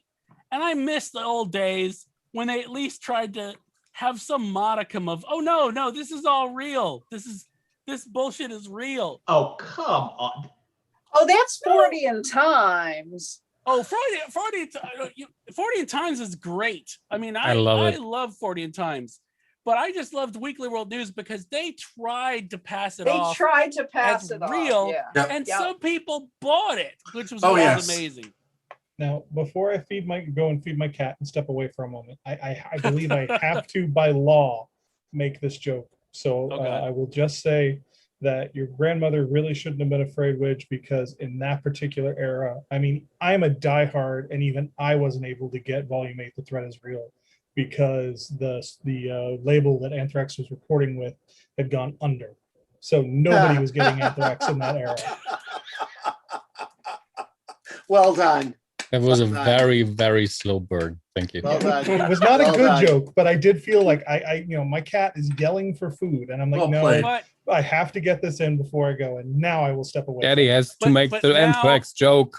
now I'm envisioning my grandmother listening to Attack of the Killer Bees, and Yeah. that I would be will say- amazing. I did have tickets to go see Anthrax and Judas Priest at the at the House of Blues in New Orleans in late September of 2001, and for some reason they didn't play that show. When I Imagine you don't know that these I people are wonder musicians. Just imagine. I wonder why. Well- I'm going to see Judas Priest and Anthrax well, at the House JJ, of Blues. if it makes you feel any better, when I was at the Experience Music Project, I saw the guy from Anthrax walking by, and I saw him. I said, "Hey, what's up?" And he goes, "Don't talk to me." He just kept on going. Oh, hey. I If you're not famous, that's a great line. If you're famous, you're a dick. Well, the thing is, it was like the early 2000s. He's like not even famous really anymore, except for Oh, people, wow. a core group of people. No, I mean to mainstream people. I mean, it's Yeah. Yeah. it's not like I mean- he walks. Considering you said the guy from Anthrax, I'm assuming you mean Scott Ian. And I mean will Scotty, say, and I couldn't remember his name. Yeah. I've met every member of the original lineup, and he was the one who was the least friendly, but he wasn't like awful or anything, but he was like he didn't shake hands That's okay. or anything. Oh, Michael Yeah. Stipe doesn't do that either. No. And considering current events, they were right. You have to However- accept if somebody doesn't want to touch you, I think. However, Yeah. Frankie Bello, the bass player, is one of the nicest human Sleater beings Kinney, I've they ever don't shake just hands. saying. Yeah. And like I Yeah. said, they Yes, were but right. they don't employ drummers either now, so that's neither here nor there. And sometimes they're a band, sometimes they're not. Sometimes one Exactly. of them's on TV. Okay, go feed your cat. Go. Oh, Go, go, go. Before we find it, where'd JJ go? His cat ate him. Yeah, really. Wow. Oh, Hey Dom, I was going to Yeah. ask you something. Please. You mentioned how everything was going in Germany. I'm just wondering, have you seen Daniel Bruhl lately? Not since Captain America, Falcon the Winter Soldier. Well, if you just see him walking down the street, tell him we said hi. Well, he lives in Berlin and or Spain, so Okay. I don't like Berlin that much, and I don't go out much. So Okay. sorry. But if I see him, I will say him, tell him that you said hi. There was a thing on I think it was TMZ where they were talking about like he goes out everywhere he goes now in Germany and people recognize him and say hello to him. So I didn't know if you were one of those people. This is so weird. I go outside of my house and people say hello to me all the time. Well, that's because you're friendly looking, Rocks. Oh, Jesus. Did you see your shadow? Because then that's 6 more weeks of summer, isn't it? It's like more like 3 more Exactly. months. Oh, That we're is all the one, getting. the one nice thing of all this is that we got to actually know our neighbors, which has been really cool. That's cool. Really? You know, yeah. It's It can be. now Especially that, when one of like, them's a virologist, it's great. now that masks are done and stuff, it's funny for me.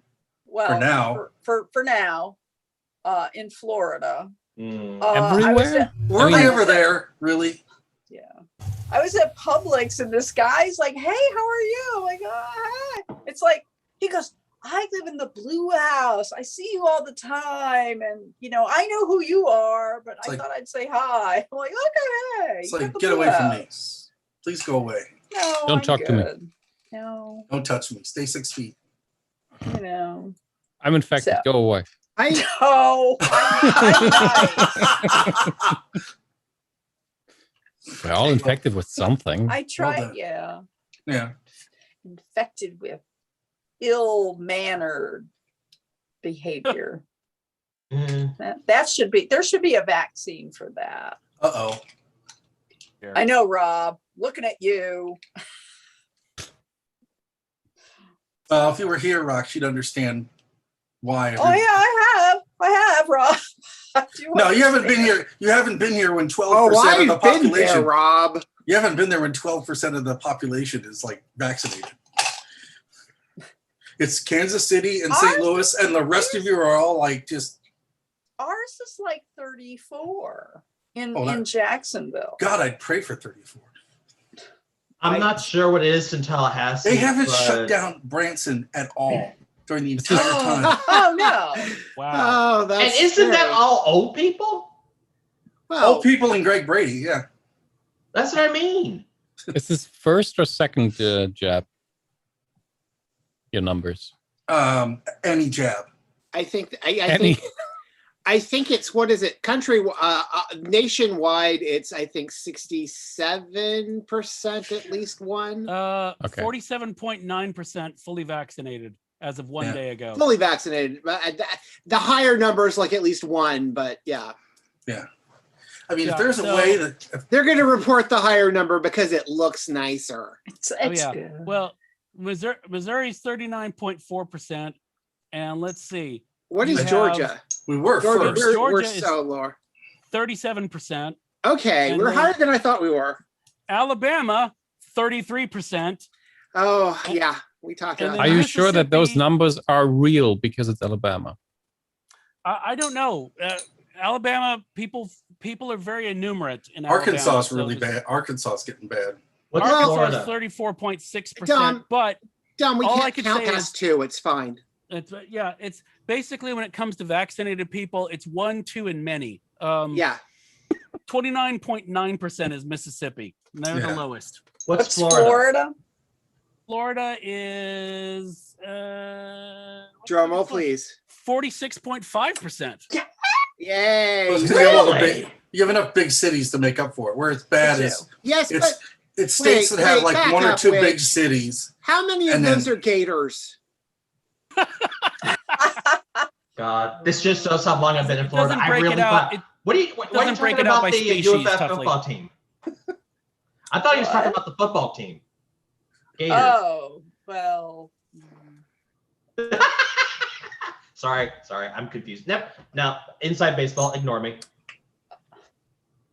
We could talk about Disney hauling out gators amongst the Disney property. Wait, what? Have there not been gator attacks at Disney World lately? I mean, they've just Not gotten the people back. not lately, but I mean, they've just they're- gotten people back, so give them time. But Yeah. they hauled out, they poached, I don't know, it's their own land, but they took out like 250. well, if it's their own land, it's going to be a coach store soon. Shouldn't they just hire more Captain? Shouldn't they just hire more Captain Hooks? Just Nice. I like that one. But, yeah, it's not yeah. funny, but it's a deep dive. But the thing is Well, they don't have to pay them as much because they're missing limbs. It's fine. It's true. It satisfies their diversity quota. Well, it wouldn't happen here because they canceled Medicare. So Disney did? no, here. Oh, Wouldn't it? okay. Yeah. No, you never can tell. No, I was just saying it with that. Well, I said they're lucky it didn't happen here because never mind. Oh, right. Hey, JJ's back. Check out his punchline. Where's that cricket? Oh, he's offline. I got a text from The cricket's on from- a smoke break. my ex sent me a text that was sent by her father that said just because of what we're talking about. So he lives in Florida. I had 2 alligators in my ditch by the driveway this morning. Like, well, that's cool. Did you have to call Fish and Wildlife Services? No, they only relocate the big ones. These were only about 3 feet. Oh, okay. Yeah, see, and you know yeah. what? Ours climb fences. Just so you know. I had a neighbor come down the street because I'm on the HOA here, and she knocked on my door, and she's like, "There's an alligator in the pond." And I looked at her and I went, "Yeah." And she goes, Throw pennies at what are we gonna do? What can we do? I said, "Nothing. It's an alligator. Don't bug it. It's Florida. There's standing water. There's probably an alligator in it." I mean, it's just, and she was all frustrated. Who can we call? Is she new? Well, then as I'm talking to her, I went, "Oh, that's right. You moved down here from New Jersey." Jersey. Well, actually, I'm amazed, John, that you're on the HOA. I'm not. I am as well. Let me tell Why? you. You and me both, sister. How did that happen? Why are you living there? All of you.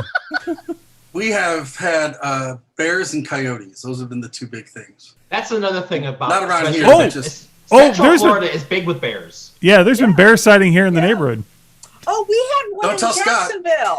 Whoa. We had one in my neighborhood. And he's right here, gentlemen. Which you don't pay attention to the news here, but there's a story about a couple who live in Buckhead. Yeah. And their feral cat that got loose. Oh, this is a serval. Yeah, I read about that actually. Yeah. See, this is why I live in Oregon. You know what wild animals I have in my backyard? Rabbits. And it's duck season, so what are you gonna do? I love Dom's look. Is like he's looking at all of us, going, "Why? Why?" I live in a country where we killed all wild animals hundreds of years ago. And the beer gardens prospered. I know. It's the thing is, I think actually it's partly Disney's fault because we Not think. enough Captain Hooks. Well, I don't know. I'll explain. Is it Disney's fault? Partly because so many people think when they see animals, they think of Disney. They think they're cute and stuff, and it's like, no, they're going to Alligators. kill you. Yeah, Alligators. alligators. Yes. Okay, but Scott, that's only half the population. The rest of us did watch Mutual of Omaha, so we know that animals will or bite even- the assistant's hand. Even Disney's Wild Kingdom. Exactly. Yeah. I know, but it's like, I knew this woman who did VIP tours. Poor I don't know if I Jim. told you the story. And her company is they would take people on trips who could, afford anything. Mhm. And they went to Grand Canyon, and she's like, okay. everybody, all you wealthy people, if I tell you to stop, you stop. You do everything I tell you. Oh, I Like, went that one. okay. No, this So can't they end get well. off. So who died? They get off the bus, and the first thing they see is an elk. And there's some idiot that goes, "Oh, let's go get a photo." Back on the bus. The one lady didn't even have a chance to say, to run to the elk. She's like, on the bus, everybody on the bus. There you go. See, Because they think you guys are they think it's a idiots. Disney movie. They think it's and it's like, no, it's not. Yeah, They don't like you.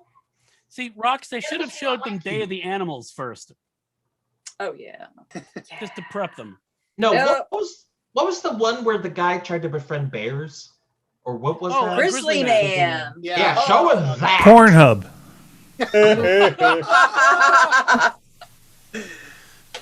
Grizzly No. Man, not directed by Werner Herzog.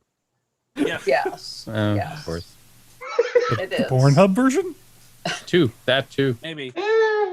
Wouldn't surprise me. I'm The going bears to, and the Braue. I am going to escape Oh, as I can. Welcome back, Scott. That's oh, thank Hello. Rocks, have you got any recommendations for us?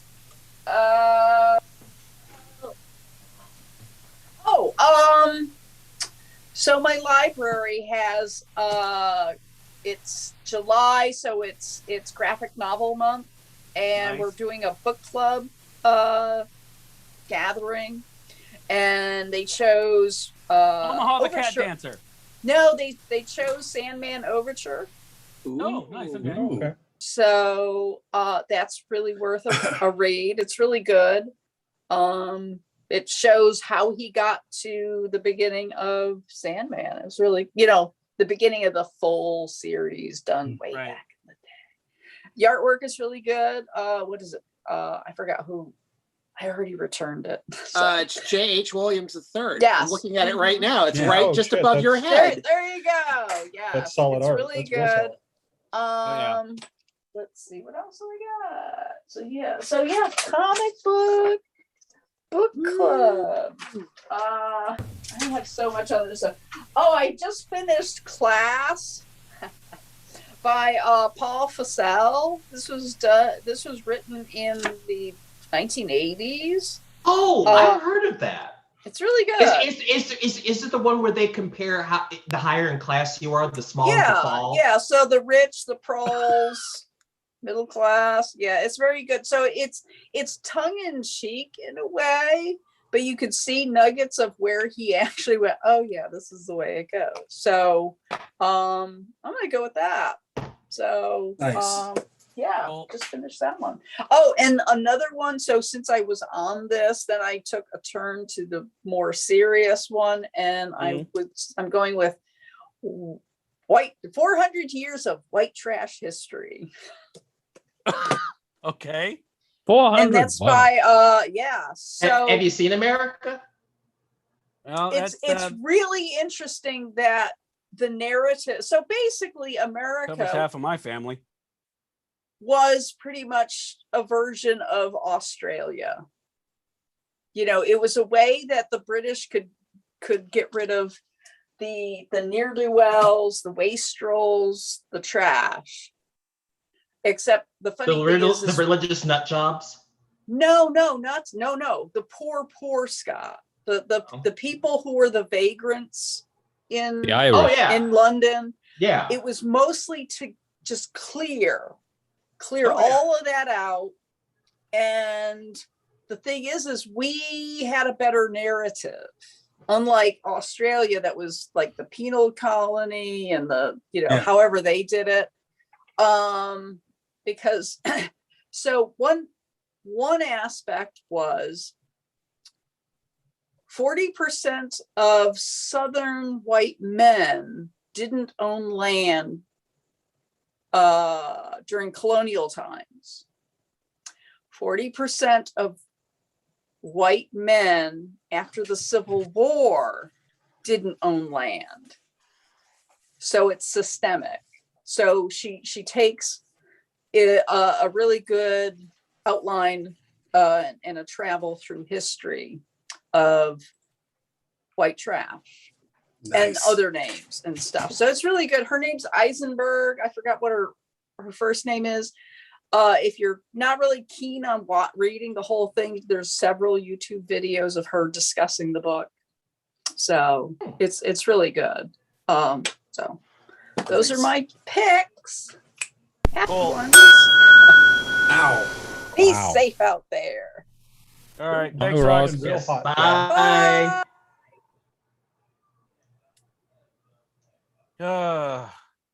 What was I was gonna mention something. What you got, Rob? I We've was been gonna here s- for 5 hours. You want to do introductions now? Well, I was going to You- say that. You do that when Rox leaves. That's nice. I was just going to really say nice. Scott hasn't done Rock Lobster yet. Yes, I Yes, have. you did. Oh, well, I'm I going to was do it again.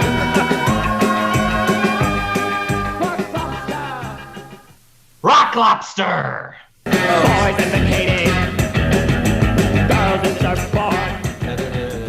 No, one of the reasons I came on was because I found out your post on Need Coffee. Oh, it's the anniversary. Yeah, I thought it was Widge. Okay, because that's what I thought it was. Yeah, I didn't know that you had access. So I thought, oh, Widge is, and it's like, oh yeah. It's like, oh no, it was you. Okay, because I was trying to compliment Widge on it and he had no fucking idea what I was talking about. I knew exactly what you were talking about. What you told me. See, here's the thing. People will go, "Hey, did you see that thing?" And I'm like, "What fucking thing?" I Or was you're trying like, to I sent That you thing. a thing. And I'm like, You know, how that many thing. things? You know how many things I get Yeah. sent and I see on a given day? That People thing are I so sent fake. you. Can't please some people.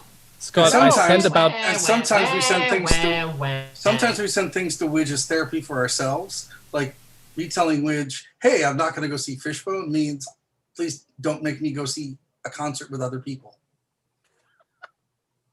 So And the also- things sometimes have meaning. which might be confused because I sent so many boxes to his house by now. Yeah, I need Nothing to, in them, just boxes. just yeah. I was every time I get just about to go. Oh, well, let me take stock of what's here, and then I'll ping you something else. It's like, oh look, it's a box of German air. No. It's stuff I order in the US that they won't send to Europe, and I send it to Widge so he can just put it on the catapult and throw it over here. And the transatlantic trebuchet. Yeah. Every European Nice. has an Ameribuddy. I mean, I Yes. do it for my friends. You know, Yeah. Dom, we could monetize that. We should talk later. Oh, I think that's illegal. Ameribuddies. There you go. TM. I think You- it's illegal. Do you want to get on the I'm Scott? not You want to get gonna- on the? You want to get in the whiskey trade? I can help you with that. No. Now, Like all I need you to do, all I really need you to do is go down to Aldi's and buy a shit ton. Sorry, we're experiencing technical difficulties. Wait. But I want to hear that. Impeccable. No, What should just- I buy at Aldi? You can't get the Aldi's whiskey in the United States. The Teachers whiskey? Yeah, you Because can't get it. that's And they the won't- running joke because Teachers are top 2 level alcoholics, And they the won't- brand of Aldi is Teachers. And it always gets taken to customs. I've had one bottle get through, and that's it. It always Okay, gets it- through. It All right. gets taken You know because what it's the won so many amazing thing awards. is? This segment is sponsored by Lidl. Aldi. Legal too. We'd like to thank Okay. the little people who have helped. Okay, hold on. Are we seriously discussing crime without rocks? Yes, He Wow, left. What the hell? that's a good point. it's your hell? definition of crime and our definition of crime are different. Is that whiskey actually good? Yes, It wins awards. It Yes. seriously wins awards. You know, Yes. awards. So do some podcasts. Yeah. Not No, I've they ever don't. been on. Not really. Do you want an award? I will make up an award for you. Awards are overrated. They're for hipsters. I will say though, Oh. Scott, you can't trademark Ameribuddies. I stole that phrase from my buddy Sharpo. He uses that. So so We'll buy it off. License it. You have to license it. At the end of it. um, Well, it's going to have to be a multinational corporation anyway, so like it'll register in England. Just call it LexCorp. I think nobody will suspect anything. they won't know what it is, so it'll Yeah. be great. or God, what did they Oh used my to use in the God. old Tick comics? It was like Oh, like not a spy van, but there was also like not a shell corporation. nice. Wendeley great. Industries. So how are you guys feeling about going into movie theaters? I've done it twice already. Yeah, but which Braggart. Okay, I've gone to a couple, but there's a theater by our house where we know the people that own it, and everyone has worn masks, and they have they upgraded their ventilation, and it's a 100-year-old theater, so it's got the doors on the sides, so they crack those open. I have not done like a huge multiplex thing. I'm going to go see Black Widow, but the person I know who is the projectionist for the theater is just inviting people the afternoon it shows to go and see it, so I don't have to see it with like 7,000 people coughing all over like fucking Missourians do. So I am great with going to a movie. I generally treat it like I'm only going to businesses where I sort of know people that work there or run it that are sane. And also have, some sort of mask thing in place. I'll probably be like this through the next month. We didn't have the theaters open here in Oregon until they reopened everything like 2 weeks ago. So we went from nothing to now there's no mandates whatsoever. Yeah, exactly. I'll tell you how I cheated. How did you cheat? I went and saw In the Heights. Okay. And then I saw the Sparks Brothers. Those weren't heavily attended. So yeah, that's the key. Do you have any rules regarding how many people can be in the actual theater, in the room? Some do, some don't here. I mean, here it's kind of, when we went to go see In the Heights, everyone kind of spread out on their own. And there was one couple that was like coming in to sit, and they saw that there were people in the row. So we saw them move over to a different row. It was like, look at this. Everybody's like competent and intelligent. This is amazing. And then, there's some theaters that are just nuts. I mean, the theaters here haven't closed. We've had 3 or 4 that have at the entire time have been open. The thing is, there's just been nothing to go see, right? Yeah. Except, Lawrence of Arabia. Big Dub Car movie just came out. Which was apparently did a large opening. I mean, there was one week I almost went because one of the theaters here was showing Time Cop, and I'm like, I want to kind of see that on a theater. I mean, that's guaranteeing there won't be that many people in the theater. Where it gets tricky. There's a place here called O'Fallon, which is kind of like our Hoosier town. They are having a celebration of freedom and trucks and the roads, and I've never seen Convoy in a screen in a theater. Okay. But also Smokey and the Bandit in the theater, and it's just like, okay, wow. I'm not doing this. No, because it'd be so terrible. It'd be great. So I have a what is it? Stubbs A list. Mm-hmm. With AMC, and when we reserved our seats, because you can do advanced seating, they block off your seats. Really? They don't do that here. They are seats, and then they block off space after your seats. Mm-hmm. It must be nice. No, they don't. We are. The other thing is, we're going to see Black Widow. We're going to one of the Thursday previews, which aren't heavily attended up here yet because people haven't figured that part out. I don't know how, but that happens. Well, not every theater gets them either. Too. Yeah, we'll go see it Thursday, and then the difficulty becomes later showings after that because have you met Kim?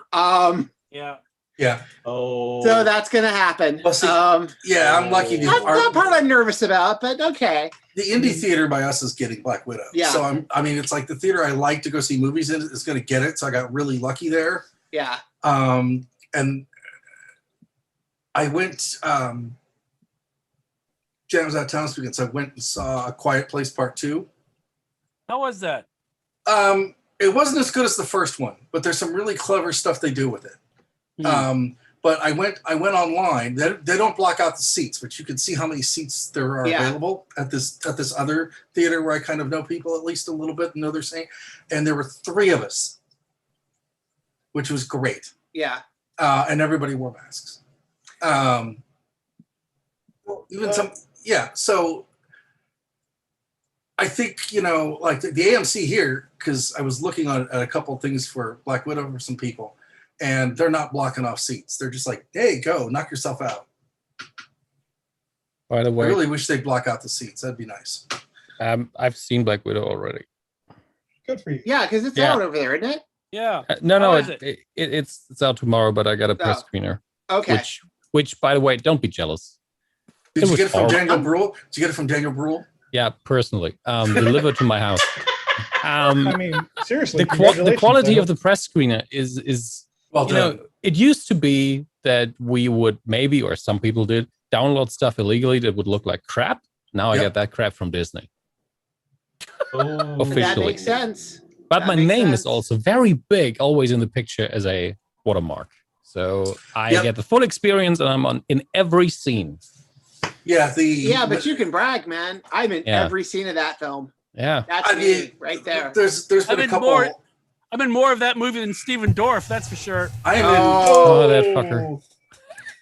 Yeah. That's but that's Black Widow more is- than Stephen Dorff's been in Summer- a lot of things in a lot of time. My name is in more of Summer of Soul than other folks, so I'll take that. Summer of Soul is playing on Hulu right now, so I'm Yes, it kinda is. It tempted to just watch opened in now. Hulu, but yeah, some of it I saw it in the theater because Yeah, I It is- gotta, love I to gotta see see that. It is amazing. totally Fucking- worth your time it is if you get an opportunity. fucking amazing. This is Yeah. an amazing time for documentaries. I just want to say that. I mean, Yeah. it is like every movie that's out I want to see. Like I want to see the whale documentary. Like there's like 50 documentaries I want to see. It's like amazing. It's a really good time for docs.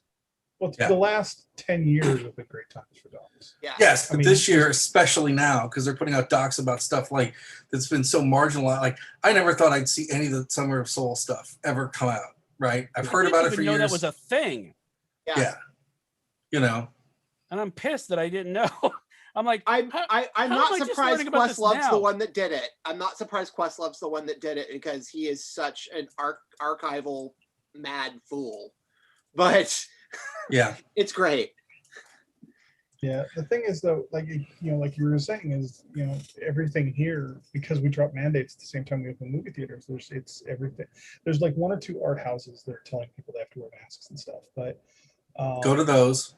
But they're not. The thing is, the movie that is making me really wonder if I want to go to the theater again is Black Widow, and and I'm kind of flip flopping. It's like, am I gonna go to the theater, or am I just kind of bite the bullet and get the Disney Premier Access instead? I think we're going to end up doing both, actually. Yeah, there are some theaters Because have you met Kim? Yeah. there are some theaters in the county in the city that have, the 7 o'clock show is open for everyone. 9 o'clock is vaccinated only. I mean, if you I can have find one of those. The theater that I would prefer to go see it in anyway is if anyone knows Portland who's listening, there's this kind of beautiful. It's kind of halfway between an art house and a blockbuster theater or mainstream theater. It plays only mainstream films, but it's a single screen old movie theater with like a balcony and stuff called the Baghdad. And the thing about the Baghdad, Baghdad's big enough that I think if I go on a Tuesday afternoon, Tuesdays are my day off. I think if I go on a Tuesday afternoon, I'll be okay. But if that place is full, That theater is like, I went to the theater just to go see the theater, which was great. And then they're like, oh, you want to come back later and watch Close Encounters? I'm like, no, I don't want to see Close Encounters on the screen. Yes, thank you. well, and the thing about It's so great, and they program it so well. I don't know how long it's been since you did that, but since it's reopened as a first-run movie house, since everything in the world is digital, they put in. See, yeah, it was still doing, like, I don't want to say retro because it sounds bad, but it wasn't new stuff. It was a lot of Right. I mean, that's the last program. place I saw a 35 millimeter print of Star Wars on the screen, and it was such an old print that it said Star Wars. It didn't say Episode 4 yet. Damn. Oh, one of those. All right. Yeah, like an old school. Kids, ask your parents. Yep. For me, part of me wants to go to the theater because it's conceivably cheaper. because for like you and Tuffley and Kim, it makes sense. It's $30. It would probably what you would spend anyway if you went to the theater.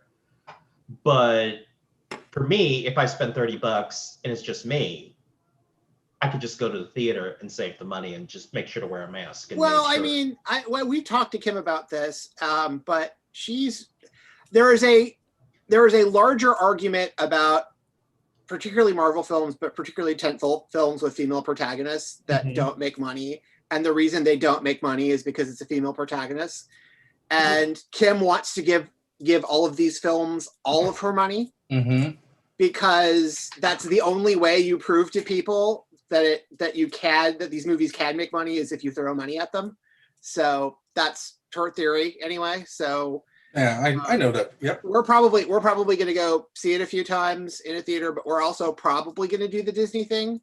That's kind of the boat I'm in. Yeah. Yeah, because it's not just the thing about seeing the film. It's the, I want to see more stuff like this. And the only way, since she's in the Prime demo, the only way I can prove this is by me throwing money directly at it. So if you make a Black Widow movie, and it not only has Scarlett Johansson, but it also has Florence Pugh, and it has Rachel Weisz, you cannot make a movie more perfect for a female demographic. Exactly. Which is why she's like, let me throw money at this and let me keep throwing as much money as possible to get more of this. So well, and to be perfectly honest, if you are concerned about safety, you can buy the tickets and not go. Yeah. I'm just saying. That is a thought. That actually is a thought. Because that's the thing, is I do want it. I don't know how something like Disney Premier Access, I don't know how that's calculated into like opening weekends and shit. But also I think another calculation. Yeah, but I think another calculation that we have to factor in is, like we were talking about at the beginning of this thing, was seeing something like this with an audience. And yes, if they are socially distanced away from you, but it is still that energy that might make it more of an event than if you just saw it in your living room. I hear what you're saying, but I also I agree. I mean, that's a factor. If safety is more, which I totally get, that's cool. But I'm just saying, I just meant that I'm a big enough Marvel fan that all of those reactions come from me inside. So I barely notice the only time I can, honestly, if I think back to Marvel movies, I can think of 3 moments that I remember audience reaction, and that was the spontaneous applause when Sam Jackson said Avengers Initiative. When Cap had the hammer, and the gasp when the sort of post-credit stinger happened during Don't Listen Witch, Far From Home. We're leaving out negative audience reactions, I guess. I don't hear those. Or disturbing ones. I had one guy in the first row sitting there like it was his living room, and he commented a few times too often, too loudly. Like the end of Thor 2, where he just said, "Loki dead?" No. Well, the thing is, he was right. Of course he was right, but he was too loud. So yeah. Which I don't know No, what I agree. response That you sucks. got in the particular theater you were in when this happened, but we went to see Infinity War in a suburb of Atlanta. Mm-hmm. And the moment when we get to the moment we get to when the Black Panther disintegrates was super people. The audience got rude real quick. Interesting, because in my I can see that. I can understand why. In my for many screening, reasons. everyone who is not a comic book fan and so didn't understand what was happening, just basically lost their fucking minds. As in, they couldn't believe what they had just seen. Oh yeah. And no, they couldn't. That too. But they got it was, everybody was cool with it. Everybody was like, oh wow, this is really cool. And then Black Panther disappeared and the theater got rude. It was like, oh hell real no. quick. Exactly. Oh hell no. I can see that. But about I just Infinity War, remember- one question. I think we present here in the podcast, we're all pretty sure that Thanos was going to win this movie. Yes. Oh yeah. Yeah. I mean, Of the course. general public But- doesn't keep up with this. They just That's they the point. saw Black Panther and a lot of No. yeah. I didn't mean you specifically. Yeah, but yeah. When I watched it, I was actually in the UK, and the guy behind me, which I actually had to tell to shut up in the beginning. That seriously, I rarely do this, but that guy, he was just again too loud, and also he was sitting inside of the movie, and everybody who came in, he was like, "Nerd, nerd, nerd! You're sitting inside of the same movie, you idiot!" And Anyway. there are a lot of us and one Yeah. of you. Just Shut like up. that. And I told him to shut up, and then his girlfriend was like, "What just happened?" I don't know. I said, "Okay, good." Anyway, he shut up, so I was fine with that. But at the end, when the movie's over, he can talk, and I will not interrupt him. But he said the directors should be shot for that because they didn't like that the bad guy won. They didn't really get the thing that there was going to be another movie. I thought too. I thought the other Interesting. part of that reaction that was hilarious was somebody kept yelling for the X-Men to show up. Well, Batman is always the best, you know. I just remember. And when you the just lights wait came till up. Cyclops gets here. I just Specifically remember when the Cyclops. Yeah. yeah, but when the lights came up, I just remember hearing all the people around me going, "Wait, didn't they already say there was going to be a Black Panther 2? And I thought Spider-Man had another movie coming." So cute, isn't it? Oh, isn't They're it doing- cute? Isn't it cute when the mundanes are just so confused? They're Isn't doing adorable? like they're looking up TMZ. Yeah, that's supposed to be a sequel. Are they playing with us now? Is that what's going on? Oh, No, the I'm reaction always I remember. almost envious of that because you're just Yeah. like, what the hell? Because when I saw the trailer for, and it was a great trailer for episode 1 of Phantom Menace, I didn't know Yeah. the movie was coming out. So I saw that trailer. I saw Lucasfilm. I'm like, what the fuck? Lucasfilm makes about 2 types of movies. What's going to happen here? And oh, then you that trailer. didn't know that? Oh, I didn't know. No, wow! I wasn't in the loop Oh back my then. god! Even for us who knew when we saw the trailer, like, oh my god, this Yeah, is gonna be. And then we saw. It's the sequel to the Henry Ford film. That's what it is. I didn't watch that trailer. I was so excited that I didn't want to see a single fucking frame. We snuck into a theater that we knew was going to do the trailer Yeah. just to see it because I know, but it was just like, wow. All 3 movies, I kept my eyes closed, and even in the sequel trilogies, or in the sequel trilogy, I only watched the trailers once and wouldn't watch them again. For a second, I thought think I'm- for all the movies, not just the trailers, I thought was like, no, I'm not going to watch. Yeah. I think I might have shared this before, but my favorite reaction to any moment in any film in a theater ever is at the end of Return of the King, where Sam has to take Frodo up the mountain. And the exact second he puts him on his back and goes up the hill, the theater simultaneously starts the Rudy chant. Would Nice. never happen in Europe. That is my favorite reaction to anything ever. And it was, nobody egged it on. Nobody said before the happened. movie started, we're going to do this. It just happened. Oh, that's great. See, the only thing I That's can amazing. closely compare to that is it's not quite in the movie, but we went to when the first Batman movie came out. Yeah. The Burton Batman movie, the Yeah. first one. Yeah. Opening night, they had it was crowded, it was nuts, and they put they rolled little things, not films but little slides, and they rolled the credit for the employee of the month, right? And then everybody like thunderously applauded the employee of the month, right? And then like 20 minutes later, by weird happenstance, he's like moving something in the theater, whatever. And everyone starts chanting the dude's name, That's awesome. right? Wow. And this guy was just like, "What's going on?" It was awesome. So one of my favorite movie experiences ever, and it puts a real timestamp on this for me. So I went when Blair Witch, the first Blair Witch was out. We went and saw it in Pearl, Mississippi, which is a redneck suburb of Jackson. White trash. And I hate that phrase, but Sorry. it was Sorry. definitely no. I personally, I've Okay. got. I could have an explanation of why I hate that phrase, but I just find it. I don't like that phrase. Okay. And not just because I grew up in a trailer in Mississippi.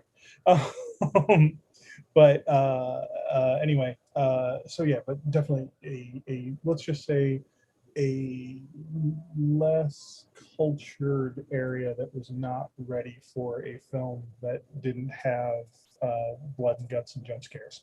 So they didn't understand the movie. I wasn't able.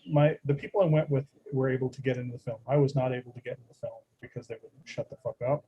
It was before I learned that I needed to bring earplugs when I go to the movie theater, which I always do now.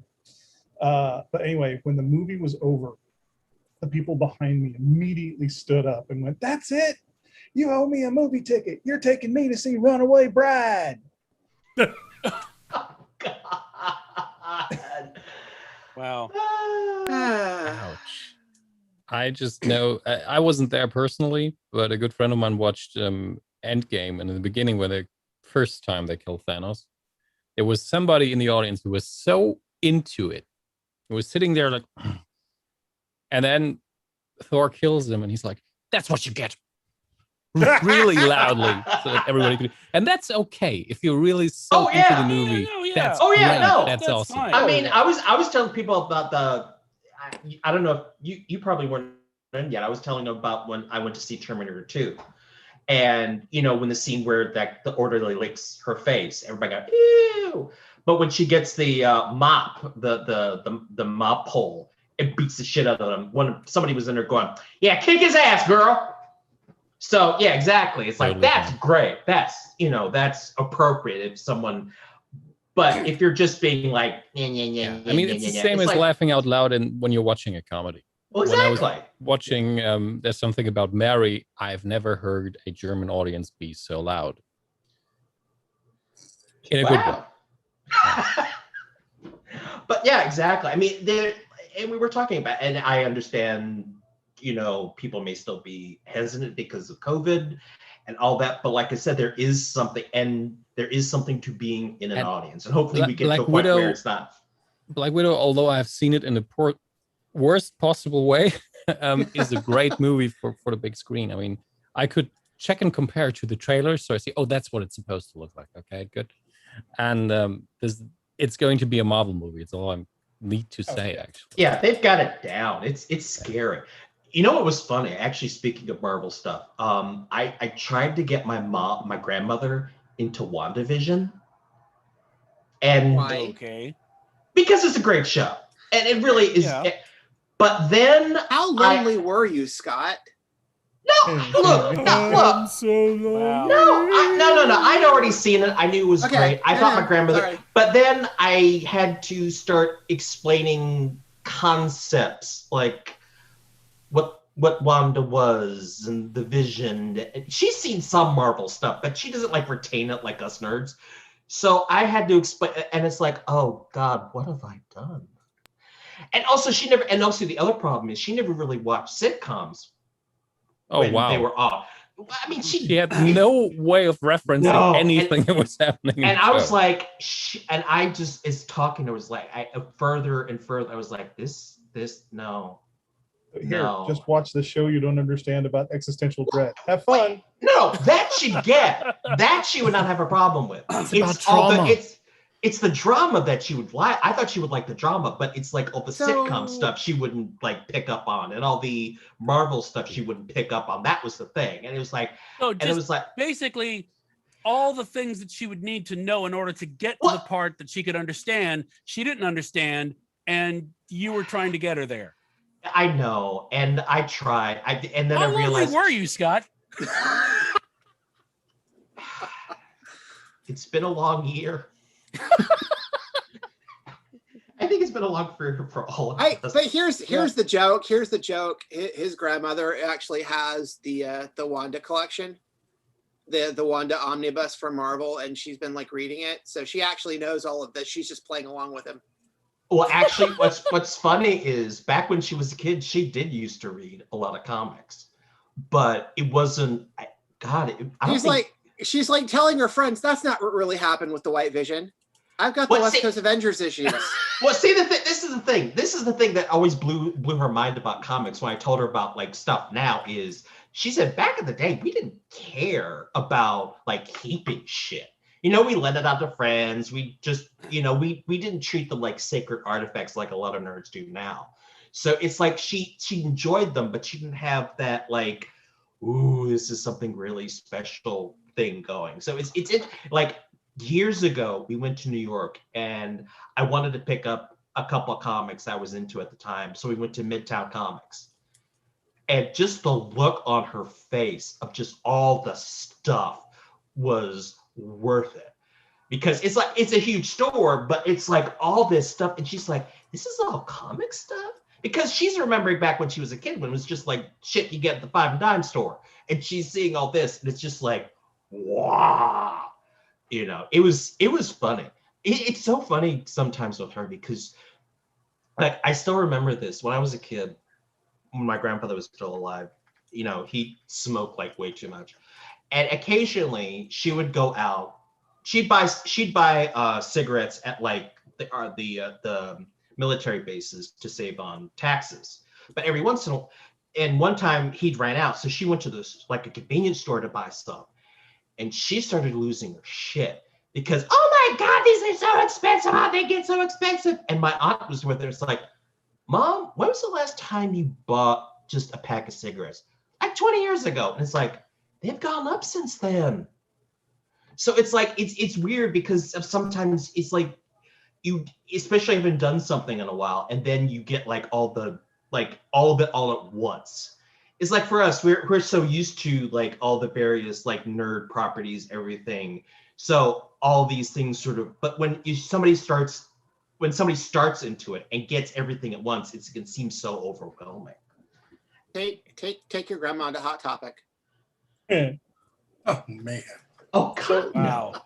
Definitely, you did just remind me though of a thought. I fear sometimes when I say these that I'm going too far in the nerd hole. But when the ending of WandaVision happened, I did have the thought.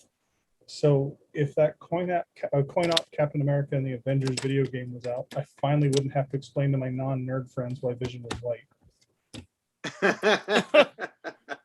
Nice. Arcade 1-Up is solving that problem for you too. Because I think they're. I believe they are. I believe they're going to reissue that one. Because after I had that thought, I was looking for it. They're doing the X-Men one. They're doing the X-Men one, and I know the Avengers one is also Capcom, so I know that's coming. I liked Captain America and the Avengers more than the X-Men game because you could play it, and it had Hawkeye Sky Cycle, which I also kind of really got into. I know X-Men is coming out this year. I think the Avengers is also Capcom, so I think that's coming soon. And they're hitting the Capcom machines hard. And I had that great when it was asking you to put in a quarter to continue the game. It had that great America still needs your help. Oh God, patriotism. I can't. Oh, don't. Oh God. Have you read the latest bullshit about Captain America and how they're trying to bitch about how they think he's too woke? Well, he's black now, so well, yeah. Well, not just even that, but they're like, I know, and it's like, guys, you have never read him, have you? The man was for gay rights like in the 70s, so it's like, wow. Oh, thank you, John. That's great. I think for the audio part of the audience, we didn't laugh about what Scott said. No. We are watching a little bit of Capcom and We're watching Oh, Iron no, Man no, beat up somebody. I'm seeing the game footage now. This is actually Data East. Wait. Tony Stark is actually taller than Steve Rogers? In the suit, maybe. Oh, okay, that makes more sense. Okay. Yeah. That does look like Data East more than Capcom. I mean, if Yeah. we look at And Robert there Downey you go. Jr., he's about half. There's the white. Well, actually, he's more yellow. Yeah. Well, you had to make him stand But- out on the screen. Yeah, he's Okay, been okay. too much sun exposure. Or Job adventure. performs. Oh, that's funny. Not Oh, enough that's true. supplements. Not enough supplements. Yep. And and I still have. I know they are wrong, and I know they will never come to pass. But I still have like wild pie in the sky theories of things that could happen with the fallout of WandaVision, and I know they won't happen. But I'm still, I still hold on to them just for the hell of it. I did have a weird Billy and Tommy Loki variant theory. Oh, Yeah. yeah. Hit me up. So we've all seen the new episode, yes? Hold on. Yes. The one that just came out today? No, Watch the fast. one that Good the job. one that up until about an hour is still the new episode. Oh, okay. Depending upon where you are. Well, I mean, the place where people get pruned too. I thought Billy and Tommy might be there. Now, is that where everybody gets pruned or just Loki's? Everybody must get pruned. I'm sorry. We'll have a better idea, Oh, yeah. tomorrow, but Yeah. Okay, I want to know. Okay, I meant to bring this up the first time we brought this up, but what's with the lizard? That's the Loki lizard. That's the Loki lizard. Come on, man. those are All of those Lokis. things. It's the shot at the end is actually all of those things have been Loki in the comics. I mean, Richard I didn't Grant has know been that, Loki but I in the was comics? sure that Yeah. this is what they're showing us. All of those things, all of those Lord. things, all of those things that approach Loki at the end have all been Okay, I variants knew of about- Loki in the comics. Okay, I knew about Frog Thor. I knew about that. I know that was a thing. Yeah. But Loki, oh good God.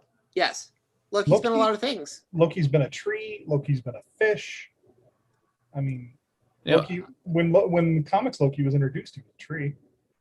I mean, leave the myth aside, which is crazy in itself, but you need to establish in your mind that there is something like #comics, and I know. every look, time something's crazy, you just say #comics. Basically, all that the lizard Loki was just there to make some of us go, okay, I know this won't happen, but what if the reason that Natalie Portman has the hammer in Love and Thunder is because Taika Waititi's actually gonna give us Throg?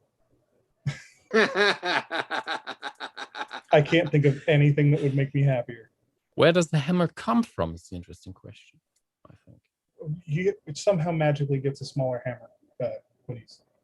Now, I actually remember this. It's like a little sliver of Mjolnir, and then he grabs it, and it becomes like his own little Mjolnir. Yeah. Okay. It's Yeah. like it's holographic. #comics. Yeah. And then Jane gets to have the big one. Yeah.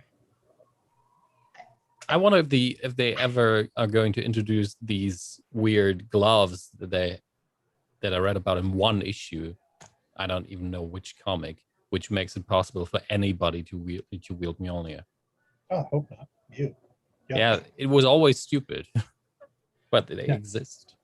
That takes away, honestly, from the beautiful Captain America moment in the movie. Absolutely. Yep. Yeah. And in my mind, that takes away from Beta Ray Bill, and you don't take away from Beta Ray Bill ever. I don't think we're going to see Beta Ray Bill anytime soon. No. Him and Bad Leroy Brown. You don't need neither of those guys. Do you? No. Okay. But So, that is one thing that is really interesting. Is one of the things that's interesting about with Disney is they do take stuff from the comics, but they always take it and do something interesting. I mean, they twist it into something really like the whole scroll thing. It's like, oh no, we're gonna make them good guys. At least some of Okay. them. Some Well, of them. I know, but it's interesting that they. Cue the television show. I know, but I'm just saying it's interesting how they take stuff, but they're not so slavish to the No. Oh, yeah. to the Yeah, so they continuity. can like take Civil War and make it not be shit. Yeah, It's And they made Civil War not shit. That alone is just like whoa. Yep. No, that was one thing. That's actually one of the things that really, when people were talking about stuff in Marvel movies and stuff, that blew their minds was, when he says Underoos and Spider-Man shows up and Webb's is Captain America. I'm like, oh, they're going there. What was it? They are going, and the eyes, and like they are going there. What with an Underoos tie-in? What are you talking about? Where are they going? I'm just going to say my tinfoil hat theory is that WandaVision could have also possibly introduced us to the possibility of Wonder Man in the future. I didn't get that acoustically. Oh, I said Wonder Man. There's a possibility that WandaVision gave us the introduction of Wonder Man. Just well, here's my thing. Really? Is like I'm thinking that somehow this is going to allow them to have multiverses. So all the stuff that may, some of the that's where they're going to put like all the Netflix stuff. That's where we're going to put Agents of S.H.I.E.L.D. And it's like, I mean, those aren't. No. I mean, basically, not DC. Yeah, no. It's the Netflix stuff takes place in the MCU. I don't know what the hell happened with Agents of S.H.I.E.L.D. by the end, because I think it's still there. It's still in the MCU. Okay. Sure. It may after this. It may not be in the quote unquote prime timeline, but they had a very smart finale to sort of weave it into it. But I think Kevin Feige at one point said this is no longer canon. None of this. That doesn't mean it's not. He could have just been referring to his entire franchise. The thing is, none of this is canon. We have the next Spider-Man movie coming up, which is probably going to have at least some connection to the Sam Raimi Spider-Man movies. If you believe all the rumors, it's going to include all the Spider-Man we've ever seen. Then we have Multiverse of Madness. Yeah, exactly. Thank you, Alfred Molina, for being just. I don't care about NDAs. But unless he's fucking with us. Yeah, unless he's fucking with us, I don't know. But he actually doesn't. He actually didn't sign one. There was an interview with him about this. He goes, "I didn't have to sign one." Or he just didn't. How? I mean, I've done this. I mean, here's your NDA. Okay, thank you.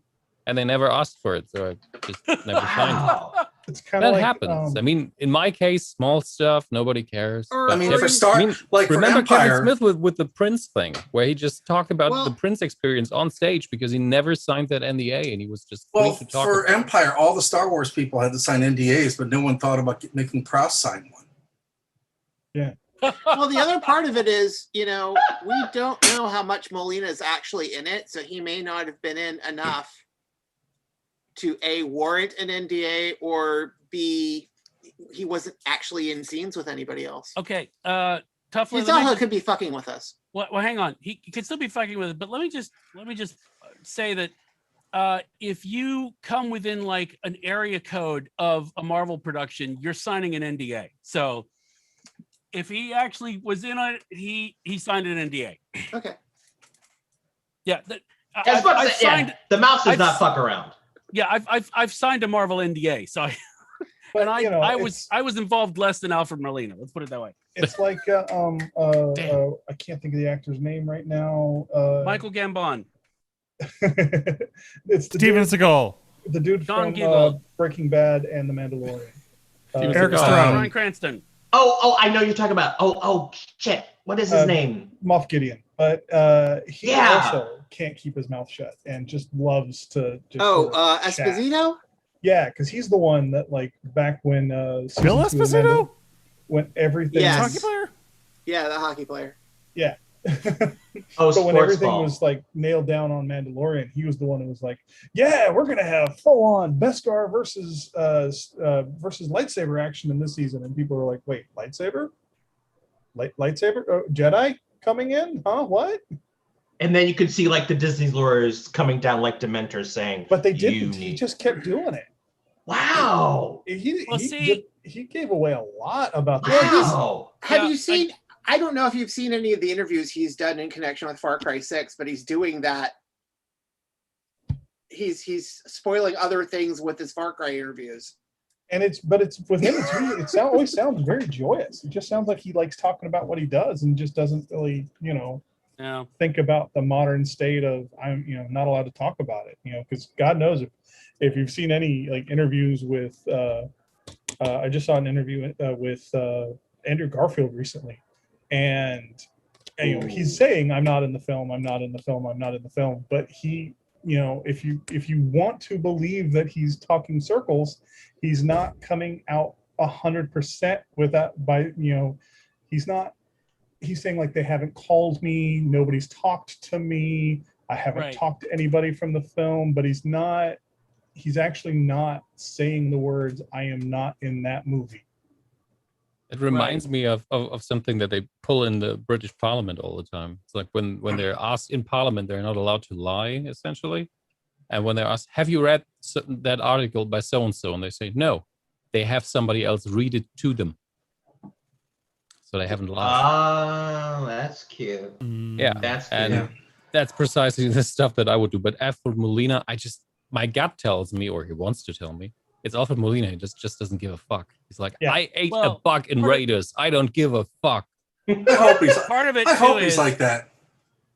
I think at a certain point you would start to use that to your advantage and just tell Alfred Molina X and then do something completely different just to allow him to fuck with people on your behalf.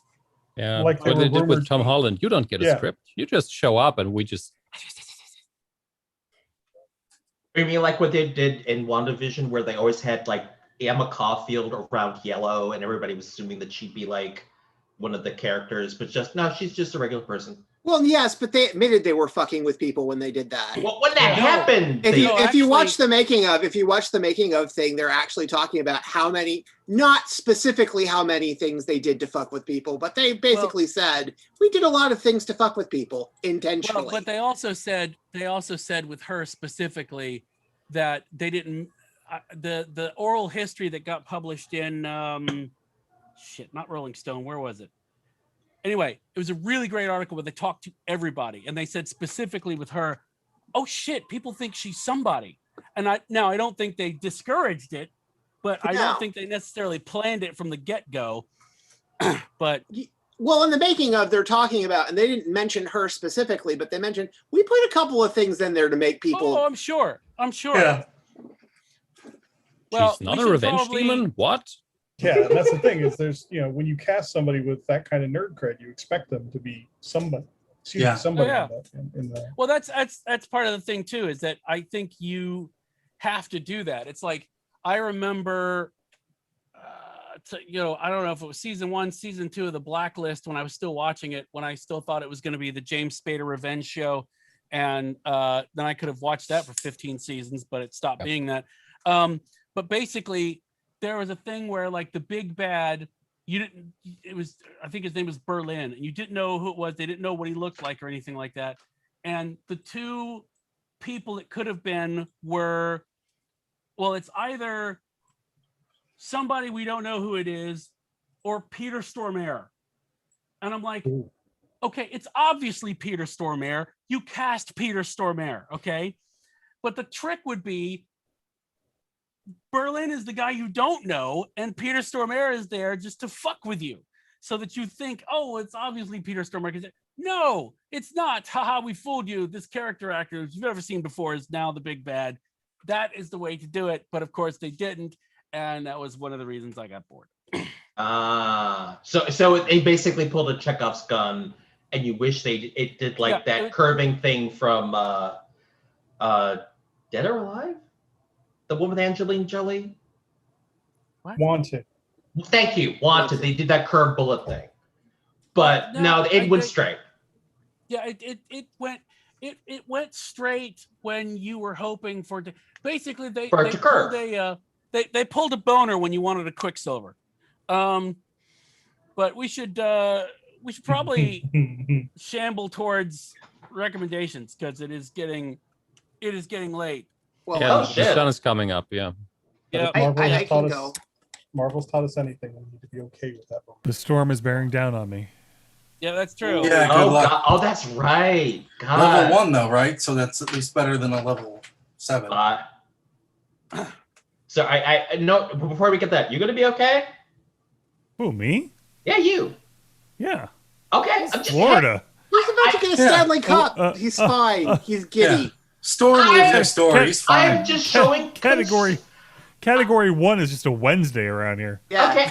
Look, I'm just. Gatornado? That's exactly. Tornado. Oh, Flies over man. my pond, picks it up, and throws it in the just- New Jersey woman's yard. I'm just showing concern. That's all. I know it's a category 1, but still, I'm just trying Oh, to be Tuffley, nice. you wanted to go. Yeah. Go for it. So, speaking of television shows that were resurrected, Leverage is coming back this week. This week. Yeah. Where? Nice. IMB TV, which is pretty much Amazon, but Might be on Prime then here. So now. then it's accessible. It's free then. it's Well, it's free. if you so, actually ish. IMDb's free. Yeah. It's So- commercials, right? Yeah, it's commercials. But Leverage is back. So that alone is worth your time I love because the fact it's Leverage. everybody but Timothy Hutton. It's everybody but Timothy Hutton. I was about to get to that. Everybody but Oh, Timothy sorry. Hutton. Nah, it's not a spoiler. They've done it in the commercials. They've made a point of saying it's everybody you liked without the one guy you didn't. But We brought in Nola Wiley. Isn't this his name? yeah, it's Noah Wiley, and it's been all in the family for a while now because Librarian and I think a couple of the other things that he's And done Frakes. with the same with the same guys. So it's not that jarring, really. But yeah, so Leverage Redemption, check that out. It most places it pops up on the 9th. They're still filming that here. They used to film it here in Portland. I don't know if Emmerich used to film all the shit. I think they filmed some of it in Atlanta, and they filmed some of it. I don't know where they filmed the rest of it. I know they filmed parts of it here. One of the funniest bar arguments I ever heard was leveled at Timothy Hutton once when he was arguing with the drunk, and the drunk stood up, yelled at him, and said, "I'm going to go home and edit your Wikipedia page, motherfucker." That's great. Yeah. So Leverage. Also, I think we mentioned. I've already talked about the Sparks Brothers like 5 times leading up to this. So yeah, Sparks Brothers. It's VOD. It's going to be video on demand soon. If you didn't get a chance to see it in this week. So check that out. And you'll probably buy at least one Sparks record. So Yeah, and he's fighting with Morrissey. exactly.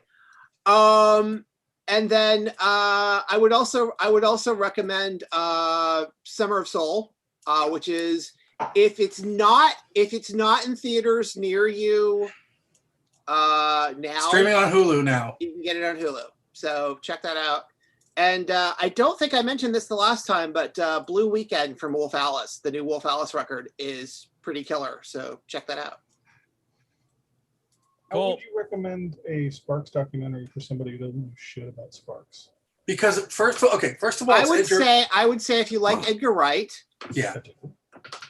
If you're going to see anything Edgar Wright makes anyway, it's a thing Edgar Wright made. You should go watch it.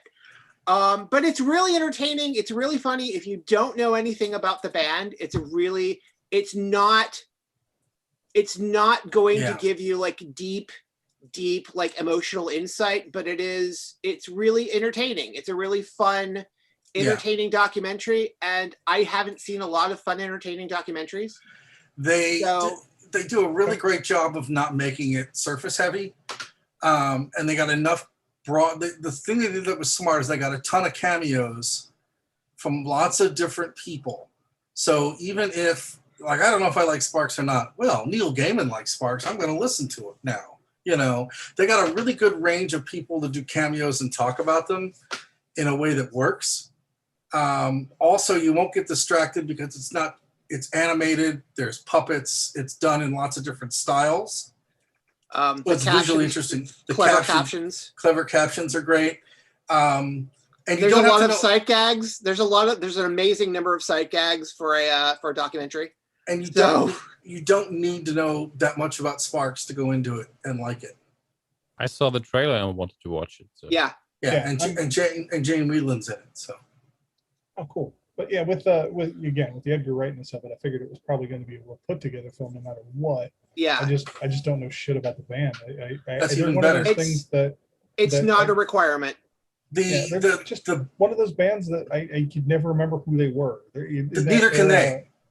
Yeah, like That's Bugs actually the joke of the Squeeze and all film. that shit. They don't understand it half the time either. So Yeah. it's Okay. Yeah, I mean the thing that's great too is he does lots of clever things. Like he's got a conversation between John Lennon and Paul McCartney about Sparks, but he got Nick Frost and Simon Pegg to do the voices. Right, so it's like there's a lot of cute little in jokes to other movies that are in there too. So, yeah, I mean you can go in and watch it not knowing anything about the band. You won't leave necessarily wanting to hear all their records, but at least come out of my house. Yeah, they're bonkos. They're absolutely bonkers. It's great. I mean, where else are you going to see Weird Al Yankovic and Neil Gaiman talk about the same band with like such great relish? When I'm asleep. In your dream. Or making hot dogs. Put it this way, you will Relish. love it infinitely more than you loved the Iron Fist TV series. That's a low bar, man. That's a really low liked the bar. second season. Oh, That's a low bar. Yeah. First season or second season? Which season? oh, The whole thing. The last episode where Colleen becomes the The last episode where they shoots the gun. Oh god. Now, does it include Defenders or doesn't it include Defenders? Oh no, Iron Fist. We're making a bad fucked up the comparison. Defenders big time. So yeah. Anyway, just go. I think you'll like it no matter what. Okay. It's if you like it's a movie for people that like music. So if you like music in general, you'll just like it. And if you like Edgar Wright, you'll really like it. I mean, everybody I know who has really loved it has no idea who Sparks are. You know, I mean, I've heard maybe The seven others of their hate records. it. I've heard maybe 7 of their records, right? Yeah. And a lot of hits scattered. I mean, I've heard like full albums, and then the rest of it's all kind of just osmosis and around. But yeah, I mean, Yeah, if you had a gun to my head, I couldn't give you a Spark song. that's My- okay. I took Kim to the film. I took Kim to the movie, and she had no idea who these guys were, and even less of an idea who these guys were after I tried explaining it. So, I'm glad someone else has these problems. thank you. I thought you'd appreciate that. Only you. But she actually came home and did a deep dive on the catalog after she got home, and she did that independently, without me actually being here. So, And they have literally, when they say they've influenced everybody, they really have. I mean, it's obnoxious. Like when you stop and think about it, which I hadn't done before, it's like, oh yeah, I can hear it. You know, they made an album that sounds like Queen 3 years before Queen, which I didn't even realize until I saw the documentary. You know, but anyway, you don't have to know anything about the band to enjoy the film. It is a fun, entertaining documentary, which a lot of the docs that we are talking about that's coming out really aren't. So if you're not in the mood to get the spoiler on how Anthony Bourdain's story ends, you can go see the Sparks Brothers and not deal with the drama. But that's It's a really made by fun the same film. person that made the Mr. Rogers doc. And Yeah. I can't fucking wait. Yeah. that's gonna be great. But also, yeah, that's going to be a good flick too. I think that's not out yet, is it? That's 2 weeks, I think. I'm confused by the dates because I've seen stuff. The stuff I've seen ahead of time. Yeah. It's all So, but yeah, that's that. I did finish. Yes, I did. Sorry. Okay. No, you're cool. Thanks, Toughly. All right, who's next? I'll go. Go, Scott. Okay. A book series that one of the things that got me through this pandemic is the Murderbot Diaries by Marcia Wells. Basically, it's the future, and there is what's called a security bot. It is basically a robot, but it has organic parts, so it can has the intuition that it can intercept security detail. It's not supposed to have independent thought, but it does. And what it does with it is it watches soap operas. It watches its shows. It does not want to be bottomed by people, but people keep doing stupid things, and so it has to interfere. And because he's starting to like people, and he doesn't like that at all. He is essentially a curmudgeon that reluctantly gets involved in people's troubles and has to like help, even though he just really just wants to watch his shows. And it is amazing shit. It is like her stuff has won all the awards, and you will fall in love with Murderbot. He is just so adorably curmudgeonly. You just want to hug him, even though he would hate that. Because it's like, you don't touch him because he's a security robot. You don't do that, but you still want to hug him. And it's amazing shit. Seriously, it's an exploration of like, like how far do you sacrifice yourself? Because one of the things about him is like, he's mostly robot, so he can take a lot of damage, but people still want to, it's great stuff. Just read it. Another one that's a good horror novel is 13 Stories. It's written by Jonathan Sims. He was also the creator and writer of the Magnus Archives, one of the best horror podcasts ever. You should listen to that. It's done. It's 5 seasons. It'll blow your fucking mind. It is so good. It'll make Witch cry because it's that well written. But 13 Stories is about a building in London where it's a high rise, and it's one of those places where in England now, where when I have affordable housing, the building is like divided in two. There's like the luxury side, which has all the amenities, and then you have like the poor side, which has the separate entrance in the back, so they don't intermingle.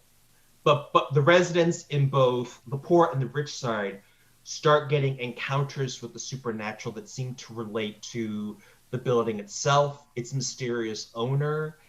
And actually, one of the things is you should listen to the audio version because they get separate voices for each of the characters. So it lends a lot more, what's the word I'm looking for? It adds a lot more to it because you hear all these different voices and they get like appropriate actors for the characters, like if they're foreign or if they're trans or things like that. So you get like this huge range of people. It is amazing shit. And essentially the real horror is capitalism. It's not that much of a spoiler, but there you go. Another book that I read that was also good and very trippy is called Rabbits.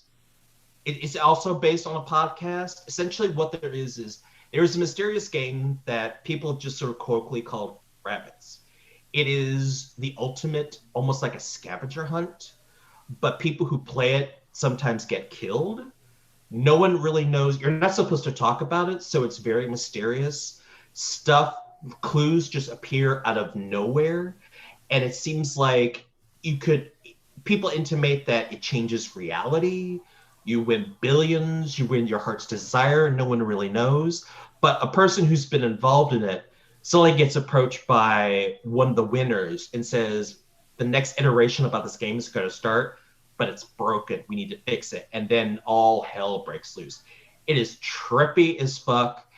The synchronicity of various, it plays with, seeing like patterns, like you see 5 and then you see 5 again and then you see 5 again, and that leads you into this world. It deals a lot with like video games and arcane and like obscure pop culture and stuff like that. But you read it and you just get involved in this weird, strange world where you're playing a game, but it's also changing how you remember things. One of the things that happens is she keeps hitting Mandela effect things, like a restaurant that she thought closed years ago is suddenly, it's always been open.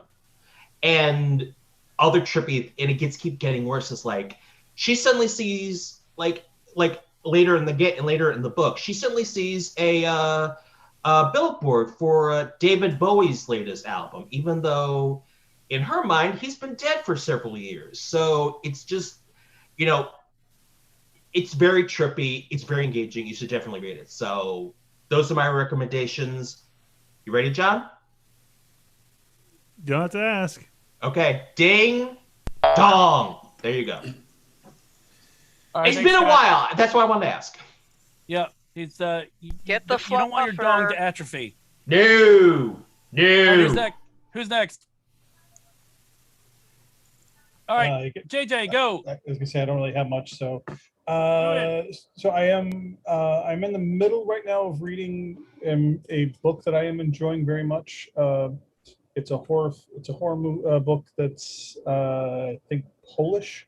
It's called Lost Village by Camille Sten. I am enjoying it. It's basically a town that disappeared, a la Roanoke, but creepier. And it's the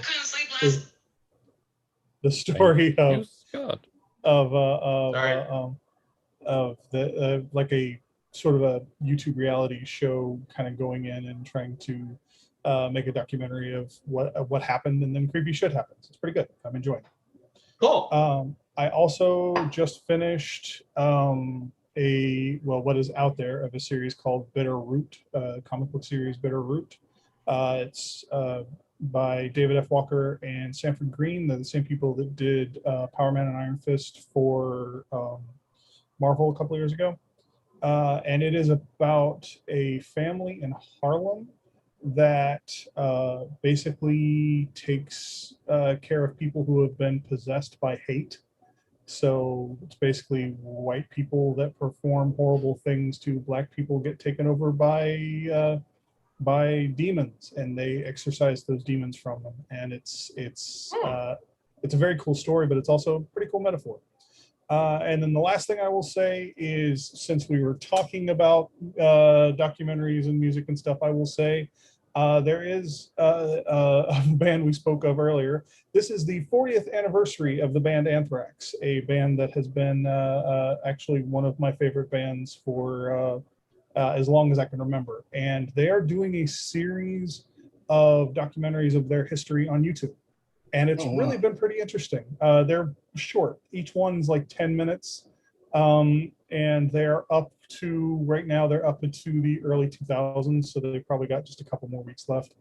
But it's been pretty interesting. They've gotten every band member, even ones that they're not exactly on the closest of terms with, came in and did their part and talked about stuff. It's, it's not a warts and all documentary. It is definitely the band talking about their history. But again, because I've been a huge fan of the band for as long as I can remember, I've just, eaten up every fucking second. And it's, it's on YouTube. So it's a free documentary you can watch in your pajamas. So there you go. And that's what I got. Cool. Thanks, JJ. All right, who's next? I can go if you want. Go, Rob. Well, Tuffley took my 2 movies, so just see both of those. Really, honestly, Summer of Soul is just like, how has this not come out before? I'm just saying. Yeah, just go see it, right? The other thing is, America. That's why.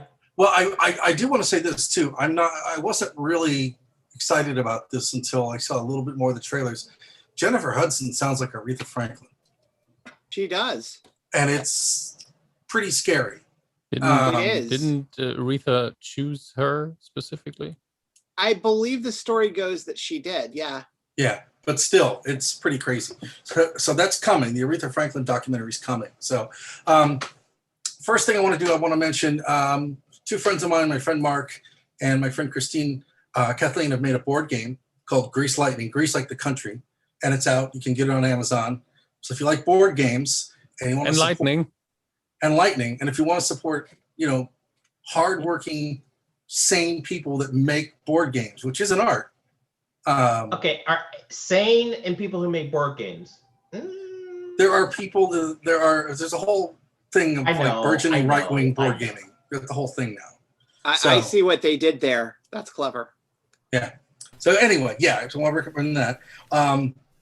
Also, I want to recommend 2 albums. The first is the Catenary Wires. If you were a fan of the band Tallulah Gosh, Kids Ask Your Parents, or Heavenly in the 90s, there's members of those bands, and it's a really good, healthy dose of English pop. Also, the Shadracks that kind of sound like Idols, but also at the same time sound like Gang of Four and Wire, and they're loud. So I recommend that as well. The album is called From Human Forms, and I recommend that as well. I tried to pick things that Tuffley was not going to pick for the music part. And then he well done, sir. And then he takes you are there. And then he takes the movies. So, but that's okay because it's fine. Also, you left me the Wolf Alice. That was good. That was nice of you. I don't know if I like the Wolf Alice record. I'm still on the fence with it. I know. Do want to recommend this? Hit Factories, A Journey Through the Industrial Cities of British Pop. Oh my God, this is like, for me, this is heaven. Because it goes through Sheffield, Leeds, Liverpool, Manchester. You know, why the Beatles came out of Liverpool and why they could only come out of Liverpool in terms of like their history and things, but it also covers, you know, like not just rock pop bands, but there's, you know, how come Sheffield gave us Paul Pevin 17 and Def Leppard, you know, lots of things like that. And it sort of explains the whole idea of like industrial working class cities make certain types of bands and music and things. And that's pretty great. And then also a book, I know everyone's tired of books related to New Order and Joy Division, but Stephen Morris's first part of his memoir, Record, Play, Pause, which goes up to 1980, is out. And it's very good. It doesn't get into New Order very much yet, but there's the Bernard Sumner version of New Order, and there's the Peter Hook version of New Order. And I suspect somewhere the closest version of the truth we'll get will probably be the Stephen Morris versions, because he's the drummer, one, and two, he's kind of the least aggro guy in the band. Well, he's the least aggro guy in the band. He's kind of, yeah. So he's yeah, the nicest one in the band. Go ahead and say it, Rob. Well, I have not met Peter Hook like some people, so I cannot speak. Well, I got him on a good night, though. Yeah. I suspect Peter Hook is probably a person that if you just treat him like he's like a normal person and not an idiot, he'll probably like you anyway. Yeah. So, I mean, that's kind of, you know. But anyway, yeah, that's a really great book as well. And yeah, if you do nothing else, see Summer of Soul and the Sparks movie. I can't tell you enough. Well, the other one's coming out too, but that's later. Which one? Oh, Aretha? The musical, The Net. Oh yeah, Annette. Yeah. That's coming later. That's later. Yeah, but the big thing is like a lot weirder though. Summer of Soul. If you want to understand, I mean, no matter what type of music you listen to, if you really want to understand a core of like what the importance is of like an American music form, or just understand like why soul music is so friggin' great, you know. I've heard it's worth it just for the Stevie Wonder drum solo alone. I wasn't going to mention, yes. You will, there are a few Light times Spoilers for Stevie Wonder drums. There are times when you see something like that and you cry because it's so amazing. Yeah. You know, and you know, he's probably never going to tour again. So it's the closest thing you're going to get to seeing a Stevie Wonder concert. And you get all these other people too. And Questlove doesn't fuck around. So you know that it's going to get done right. So there you go. I'm done. In a weird music question, have you by any chance, I don't think it's anything that would come across your desk, but have you happened to have heard the new Halloween at all? I have heard there's a new Halloween. Okay. I have not heard it yet. I haven't listened to their stuff in a while, but I'm intrigued. What label is it the on? Entire band's back. What label is it on? Yeah. Yeah. Okay. Yeah, records. From the guys that brought you No Records. Yeah. Now there's some records. Some Later there'll German be a little company. records. No, there are 2 or 3 Halloween records I've heard. I don't remember which ones they were because I lived with a guy for a while that was really, really, really, really into Halloween. I've got my periods, but I haven't in a while. But because they've got the whole band back, I am curious. But yeah, from what I heard, the fact that they got the whole band, all of them, that's kind of an anomaly in the world of metal reunions. Yeah, they've got 3 lead singers. They've got like 87 different lead guitarists. It's everybody. I know this is nowhere similar, but Tesla sold out here in 25 minutes. There's a band called Tesla. The band is called Tesla, yeah. Yep. And they're most well known for acoustic music. Go figure. And they're not very good, but like a lot of the I metalheads here liked love them them. for a little while. All the metalheads here love them. Like they got played on Monday Night Metal and stuff here. So I It's can very name strange. like all of three of their songs or so. I mean, it's that's not like they that's were. okay. I will say they did one of the coolest things I ever saw live in the fact that they didn't use roadies. They just came out and played and checked their own stuff and then just started playing. The house didn't even go dark. They just up and started playing, and then the people who were running the house had to then figure out, oh wait, shit, that's the band. Okay, the new album is self-titled and it's on Nuclear Blast Records. Oh, Oh, that cool. makes sense. Oh, it's not a German company at all. It's an American company. Yeah, fuck me. So JJ, I consider you similar to me in terms of how you're treating this whole thing. I'm not ready to go to concerts yet, right? Because Nope. there's like people, right? But if you found out that Mr. Bungle and Fishbone were playing a show and only letting 400 people in, I know and where you could- he's going with and this. you could buy tickets. Is it the band? Is it the band that played on the new Bungle record, or is it a touring band? It's not the touring band. It's So it's Scotty and all. Yes. See, I'm kind of that there in the fact that the monkeys, the two remaining monkeys, are coming here in September. they're coming here and too, I and I just don't know if I'm ready. I know. but I gotta buy tickets soon if I want to go. Buy a Oh, hazmat man. suit. What? Buy a hazmat suit. Hazmat suit. Yeah, Yeah. just go in an Andromeda So- Strain outfit. So the Fishbone, oh my God, the, which the we have Bungle so much- Fishbone show that's an after hours show. It's For a before festival. It's before Riot Fest. It's not Yeah. part of Riot. That's the Chicago Riot Fest, right? Yeah. The Chicago one. Okay. I didn't know if they're doing multiple this time. My thinking is I put on my Widge cap, and my thinking is when I was going through this in my head is, you're gonna like freak out and go to this thing, and then you'll go, and all of your anxieties will be in high energy, and then 5 months later, when this is all over, they're gonna fucking tour, and you're gonna feel like an imbecile. So half of me is thinking that anyway, but the other half of me is like, But part I'm of not me gonna is go. thinking I'm not going. I'm We not all doing it. owe a death. We all owe one death. And is that a glorious enough reason to tempt that fate? And it fucking close. It is.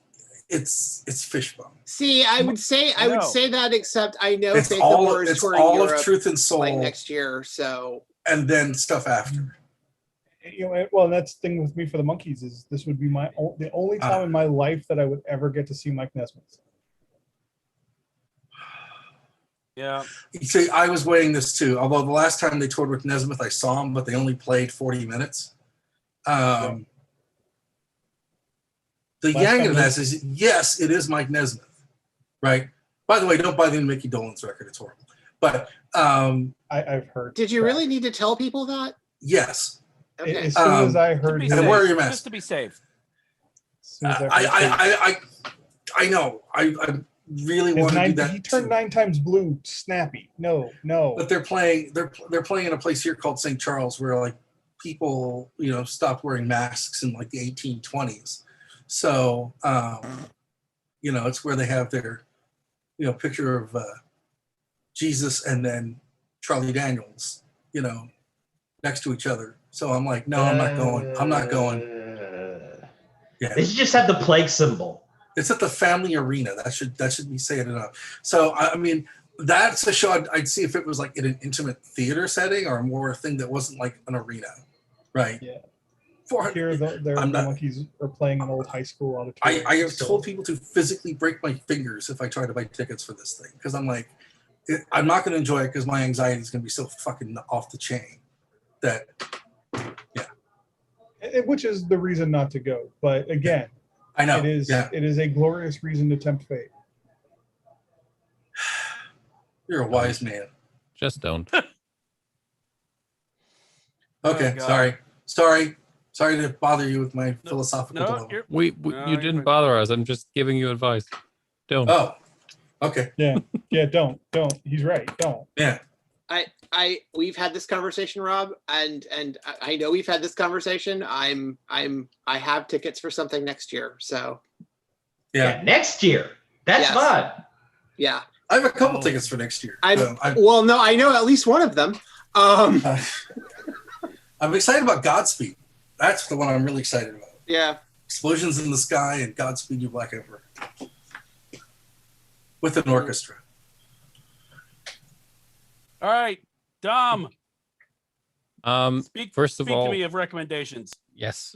First of all, I will recommend Black Widow if you're going to go to the movies after a year.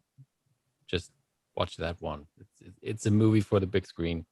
Yeah, and it has a lot of things to do. It has to fill a gap between Civil War and whatever comes after that, and it does that very well. It shows us Natasha Romanoff for the MCU, answers all those questions, not in detail, but they finish up her backstory and then she's gone. It feels a little bit bad, but if you're going to rewatch the MCU, this is the one movie where I say, yeah, watch it in the chronological order of the world, not the way they came out, because this really, it takes up right after Civil War and it goes right into Infinity War. So just put it in between them and you have a very constant, enjoyable story. Good at that. What? Yeah, I said, God, they are so good at doing that. Yes, just making it up. It's frustrating. It's like, why can't other movie franchises just make all the puzzles fit? It's like they are What do you mean? Fast and Furious has been. Oh, wait. They're filling up all those gaps really, really well. And there is just this. There is an after credit scene again. Okay, of course. In Fast and Furious 9, F9, there is. Shut up. Yes. Quiet, you. I told you. Shh. It's when another famous wrestler gets introduced. I don't know which Does one. it? Wait. It'll be Ric Flair. God. Oh God. Does it involve? I'm gonna say it. Does it involve a car? Or family? Is Optimus Prime in the Fast and Furious movies? Because I would love that. See, now that would be interesting. I already said that Car from Knight Rider needs to be enlisted by the bad guys, and then Vin Diesel says, "That's okay, I know somebody," and then Herbie pulls up, and if that was the setup for F10, I would be all over that shit. But it's the old Herbie. It's not the Lindsay Lohan Herbie. No, the old Herbie. Good. The Earth 2 Herbie. Yeah, the Dean Jones one. Oh yeah, like Disney's gonna let that go. Get the hearse from. They the probably movie don't Car? even know. That is your biggest problem with it, Scott? Yes. Just so I'm clear. Yes. You're worried about Disney rights at this point. Yes. Okay. Yes, I am. I just want to make sure. Because Disney doesn't let go of anything. Nice. We're taking a leap to Netflix, and I would urge you all to check Netflix right now, because there's one German show that I think I have never recommended. It's a Netflix original, and I'm not sure if you get it. Not intellectually, but if you have access to it. It's called How to Sell Drugs Online Fast. Yeah, it's on Netflix here. Okay, because Yeah, the third season is it's coming on the out British soon. one too. I could use a side hustle. Yeah, it's on the British Netflix too, so that's good. Have any of you seen it? No, but I will now. It's on my list, but then I had again, never heard there's of a it lot of until I found out it got a third season today, and I was like, "What a great title!" It is a great title. It's a great show, and I accept and I respect Dark very much, but I don't like it. This is possible in this world. It's just not my cup of tea. Although it should be, but it isn't. But this show is really smartly written. It's really entertaining. I actually know a guy who writes for it, and I know one of the people who's in the show, albeit in a very minor role. And it's my favorite project that Netflix has realized in Germany, completely. It has a very good meta commentary in it. There is a Jonathan Frakes cameo in it, if you will believe it. So please give it a try. I like it very, and report back to me what you like, what you didn't like. Maybe the dubbing is awful. I don't know. But I'm looking forward to your comments on that one. Oh, okay. Also, the next season of Lupin, that's how you pronounce it, is also online by now. I've only watched, I think, 2 episodes of the second season, and there are a lot of continuity errors, very small details, but where I'm thinking, how did this happen? That car window was broken. Now it's not broken. Now it's broken again. that irks me. I don't know. Also, I think I sent Witch a link to one of the videos once, and I thought they were very famous, but they aren't. Choir. I guess you guys know them. Any of you? Choir! No. Exclamation point! Choir! Exclamation No. I know point. them because you linked something earlier today, and I watched it. Did you enjoy it? I did. It's what they do is they gather random people who just buy tickets, I think for $5 when they do it in the US, and they sing with them. They build a choir. It's one guy on the acoustic guitar, the other guy's just conducting. And I don't know how, maybe it's just because choirs have that power, but I get goosebumps every time with every song, and they just sing popular songs, power ballads, stuff by David Bowie, stuff by everybody you know. You know every song they play. And for me, in a very cheesy way, it completely works. If I'm really down, I watch a couple of their videos and I'm feeling Is it like the Langley School of Music thing?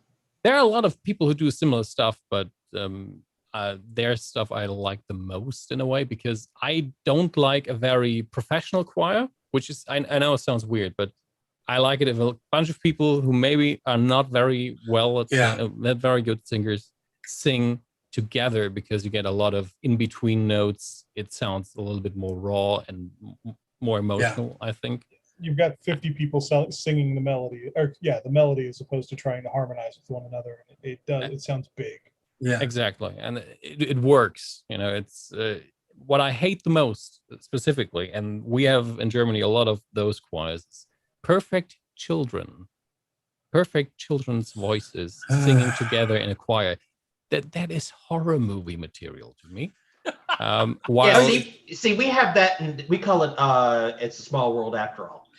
Yeah. See, Dom, you can help make a dream of mine come true, and you can actually help. Oh dear. Okay, this is Next time weird. when I'm in Germany and we go to I go to Vienna, you can ride with us to Vienna, and I can interrupt a rehearsal with Vienna. I'm well aware of that. But I also know the two countries are pretty close. I suppose it depends what time period we're talking about. Nowadays, it's Austria. Austria's its own separate. Because that's still your official stance. It Check will be every for 10 the years or foreseeable so. We got to future. check. Not every 10 years. Note, it was not me that made that joke. I know. By the way, your country is very young. I know you're misbehaving right exactly, now again. Exactly, I know. Oh, I was going to say though, trash. if But you want to it's come like- with me to Vienna, We're in our teenage years. if you want to come with me Not to even. Vienna, to Not heckle even. the You're Vienna about Boys 8 Choir, years old. you are We more have than castles. welcome I've seen them in Orlando and in LA.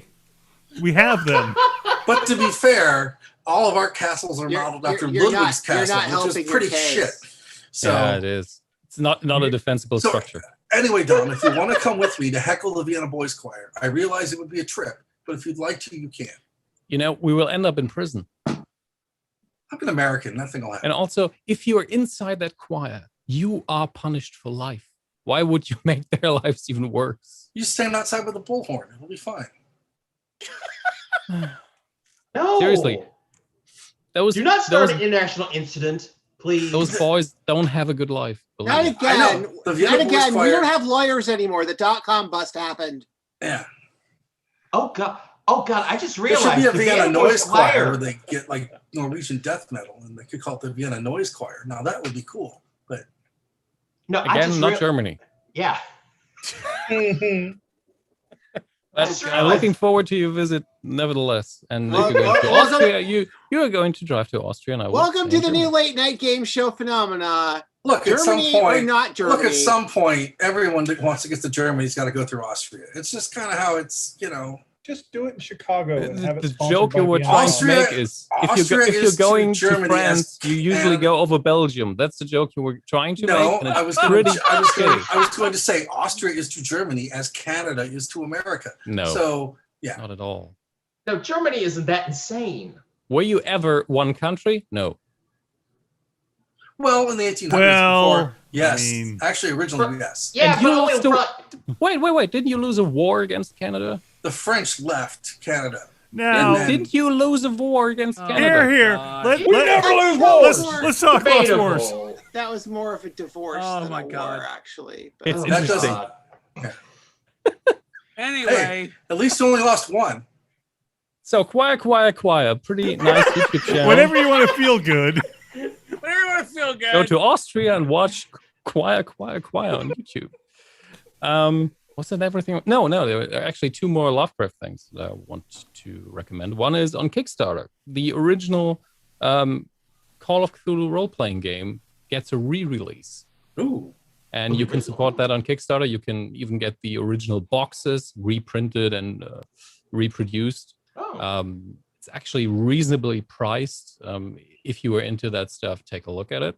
It might happen that there's going to be another box appearing at Witch's House magically. I'm not sure. So I'm going to spend that money. And I think I recommended this earlier, and it's not fresh, but there is a BBC adaptation of 3 Lovecraft stories as an audio play, released as a podcast. It should be free for everybody worldwide. It's called, by now, The Lovecraft Investigations. And it's 3 stories that begin with, what was it called? The Case of Charles Dexter Ward, then The Whisper in Darkness, I think, and the third one, I forgot actually, but they were released under their original, just the story title, and now they have this overall name, The Lovecraft Investigations. It's incredibly well written. It's extremely well produced, written and directed by Julian Simpson. What they did is they recorded on location. They did what you do when you shoot a movie. They just went outside. If the scene was going to be outside, they went outside. They tried to find locations that would match up with the rooms that were in the script, and they shot it in there. And that's why I recommend use headphones.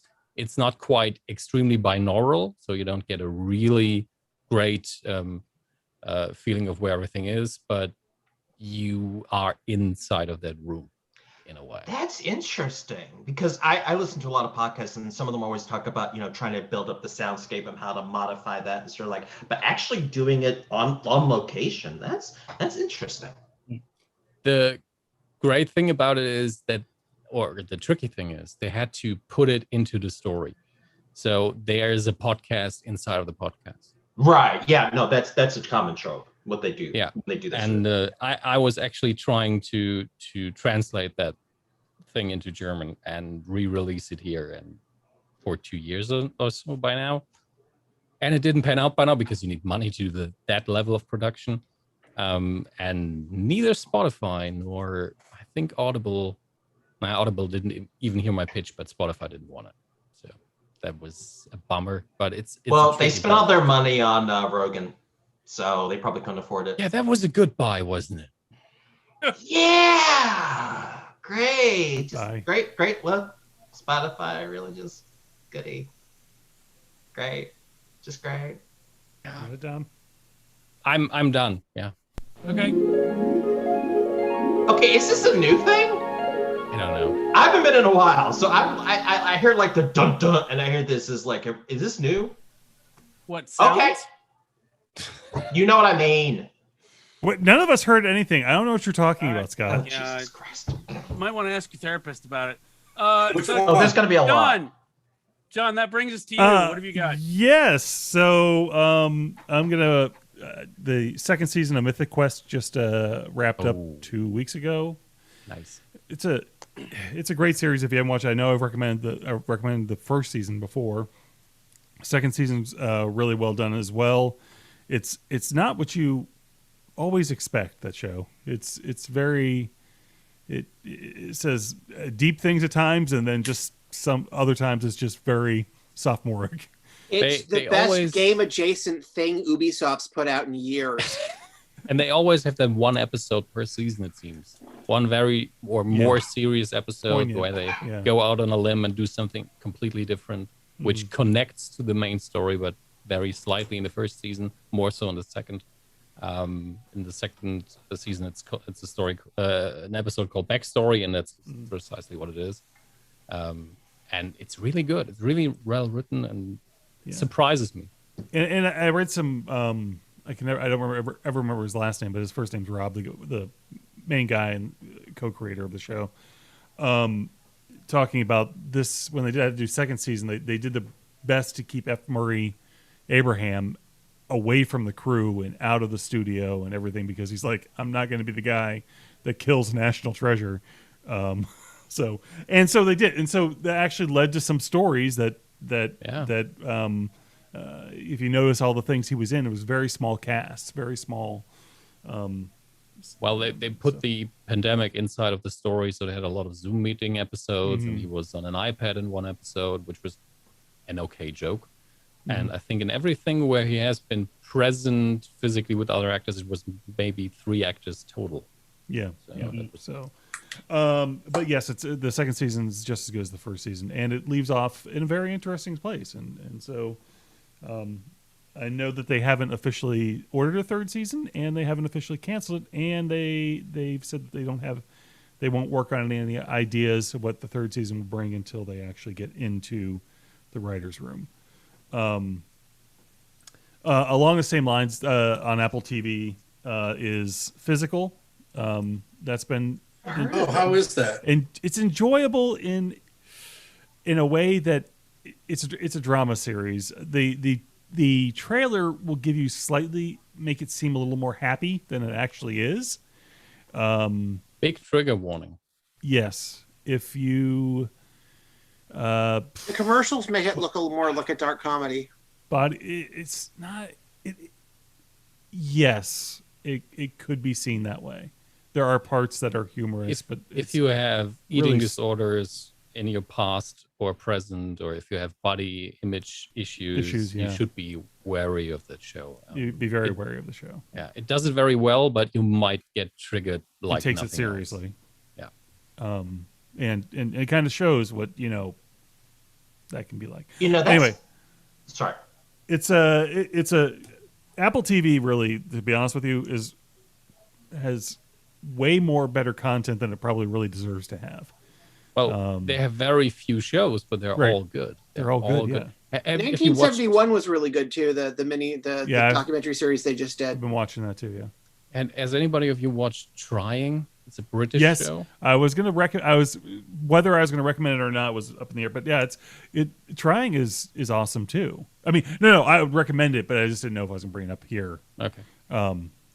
It's a bit like Ted Lasso in a way that it combines, to me, how you would run a British show from an American perspective, because it feels very American in the way it's made, but it's set in London and with British actors.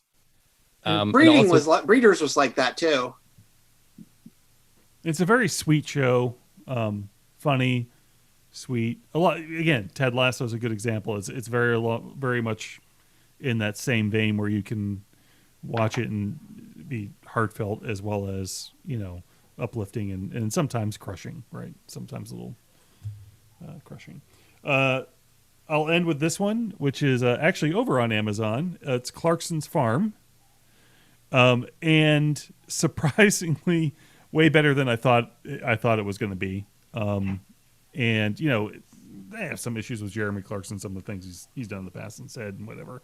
But I also look at him as I thought he was way older than he actually is. I learned he's just roughly 10 or 11 years older than I am. And he looks like he's probably 30 or 40 years older than I am. How old is he? He's 61. Okay. Yeah. Really? Yeah, I was. But he has looked like that for 20 years. So. Yeah, I know. That's what maybe.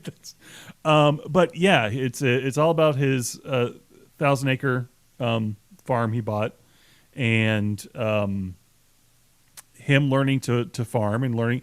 And unlike other stuff he's done, he's still his personality, but he is taking it serious. He's taking it seriously and really trying to make a go of what it's like to actually have to farm. And there's a lot of work. Obviously, I don't do that, but it's it doesn't make fun of farmers. It doesn't do any of that. Although I did read one review of it where they said this guy Clarkson, obviously not knowing who he is, he can't be really this dumb, can he? Like, yeah, actually, he can.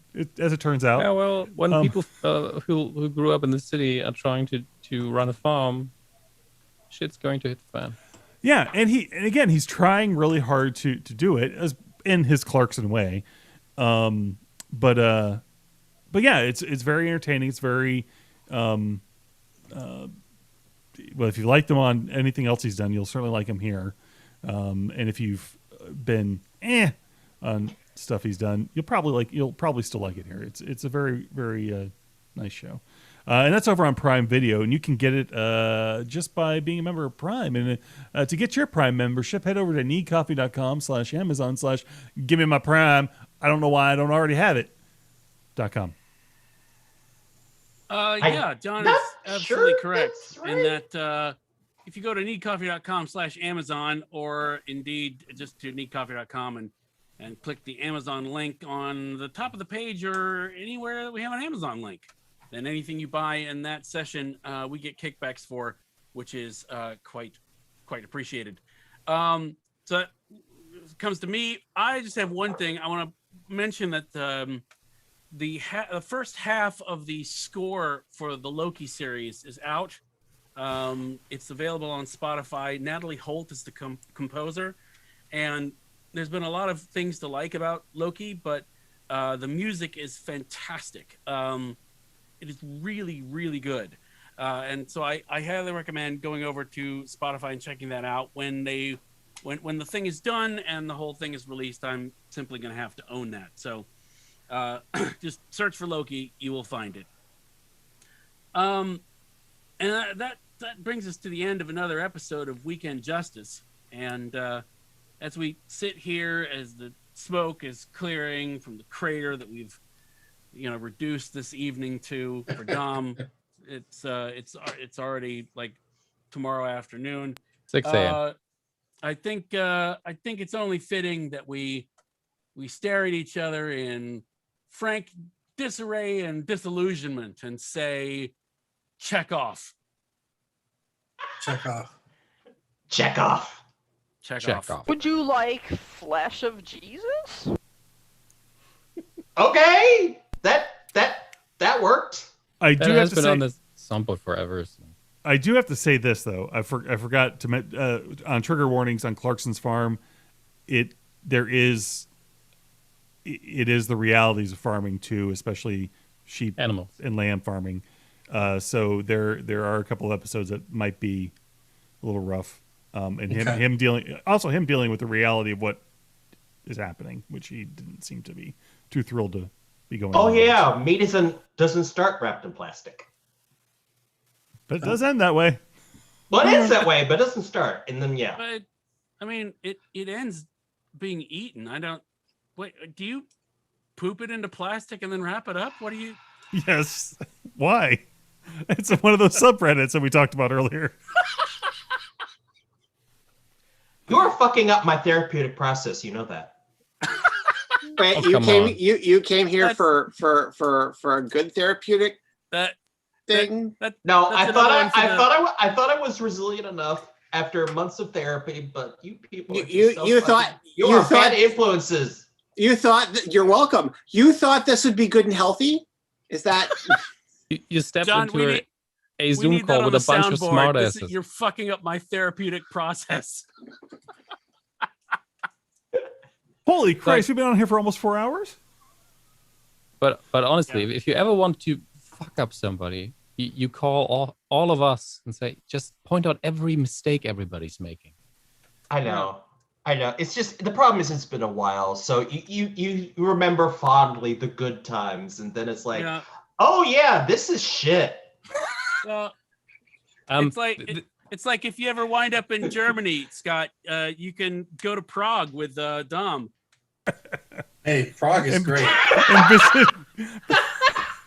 Sure. And visit the lovely city of Florence. I mean, Prague is not that far away from here, so. I mean, the food is basically the same. Lots of beer. You wouldn't know the difference because they don't speak English. Well, Coxwell, Germany, and geography.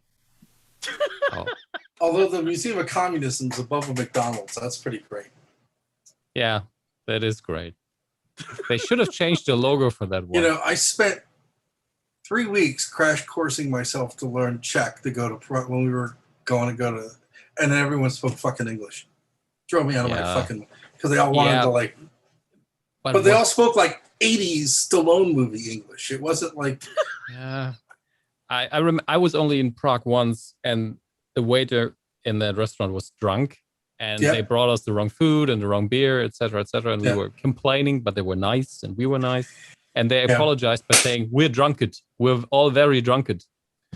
When we were in Prague on our we're all drunk after now. our wedding, when we were in Prague. There's one night Janet went to bed early, and there was a guy there who was a mathematics teacher from the University of North Carolina, and him and I decided, because his wife and his kids went to bed early, we decided we were going to go bar hopping to hear gypsy music, and it was fucking amazing. Just went bar after bar after bar to hear like Romani bands play. It was great. It was like going to see Gogol Bordello and then going to see Gogol Bordello right after them. It was great. It all sounded the same, but everyone was having a great time. The same they're not songs every time, yeah. Yeah, but they're not as stoic as the Germans. They're very they're insane. That is true, but also in Prague, everybody's drunk at all the time. Yes. Yeah, the Germans will drink some of the time. Yeah, I was coming back to my hotel once, and somebody walked up to me and said, "Excuse me, am I a truck?" And I said, "No," and he just laughed and ran away. Interesting. But Scott, Germans are also not all the same, especially north, south, west. Hey, what's interesting? We can talk about this later. Dom, I'm surprised we've stayed together as a country this long. Dom, we can talk about this later offline, but I have German relatives that I've done this whole ancestor thing. Are you in front of my door right now? No, I'll message you later.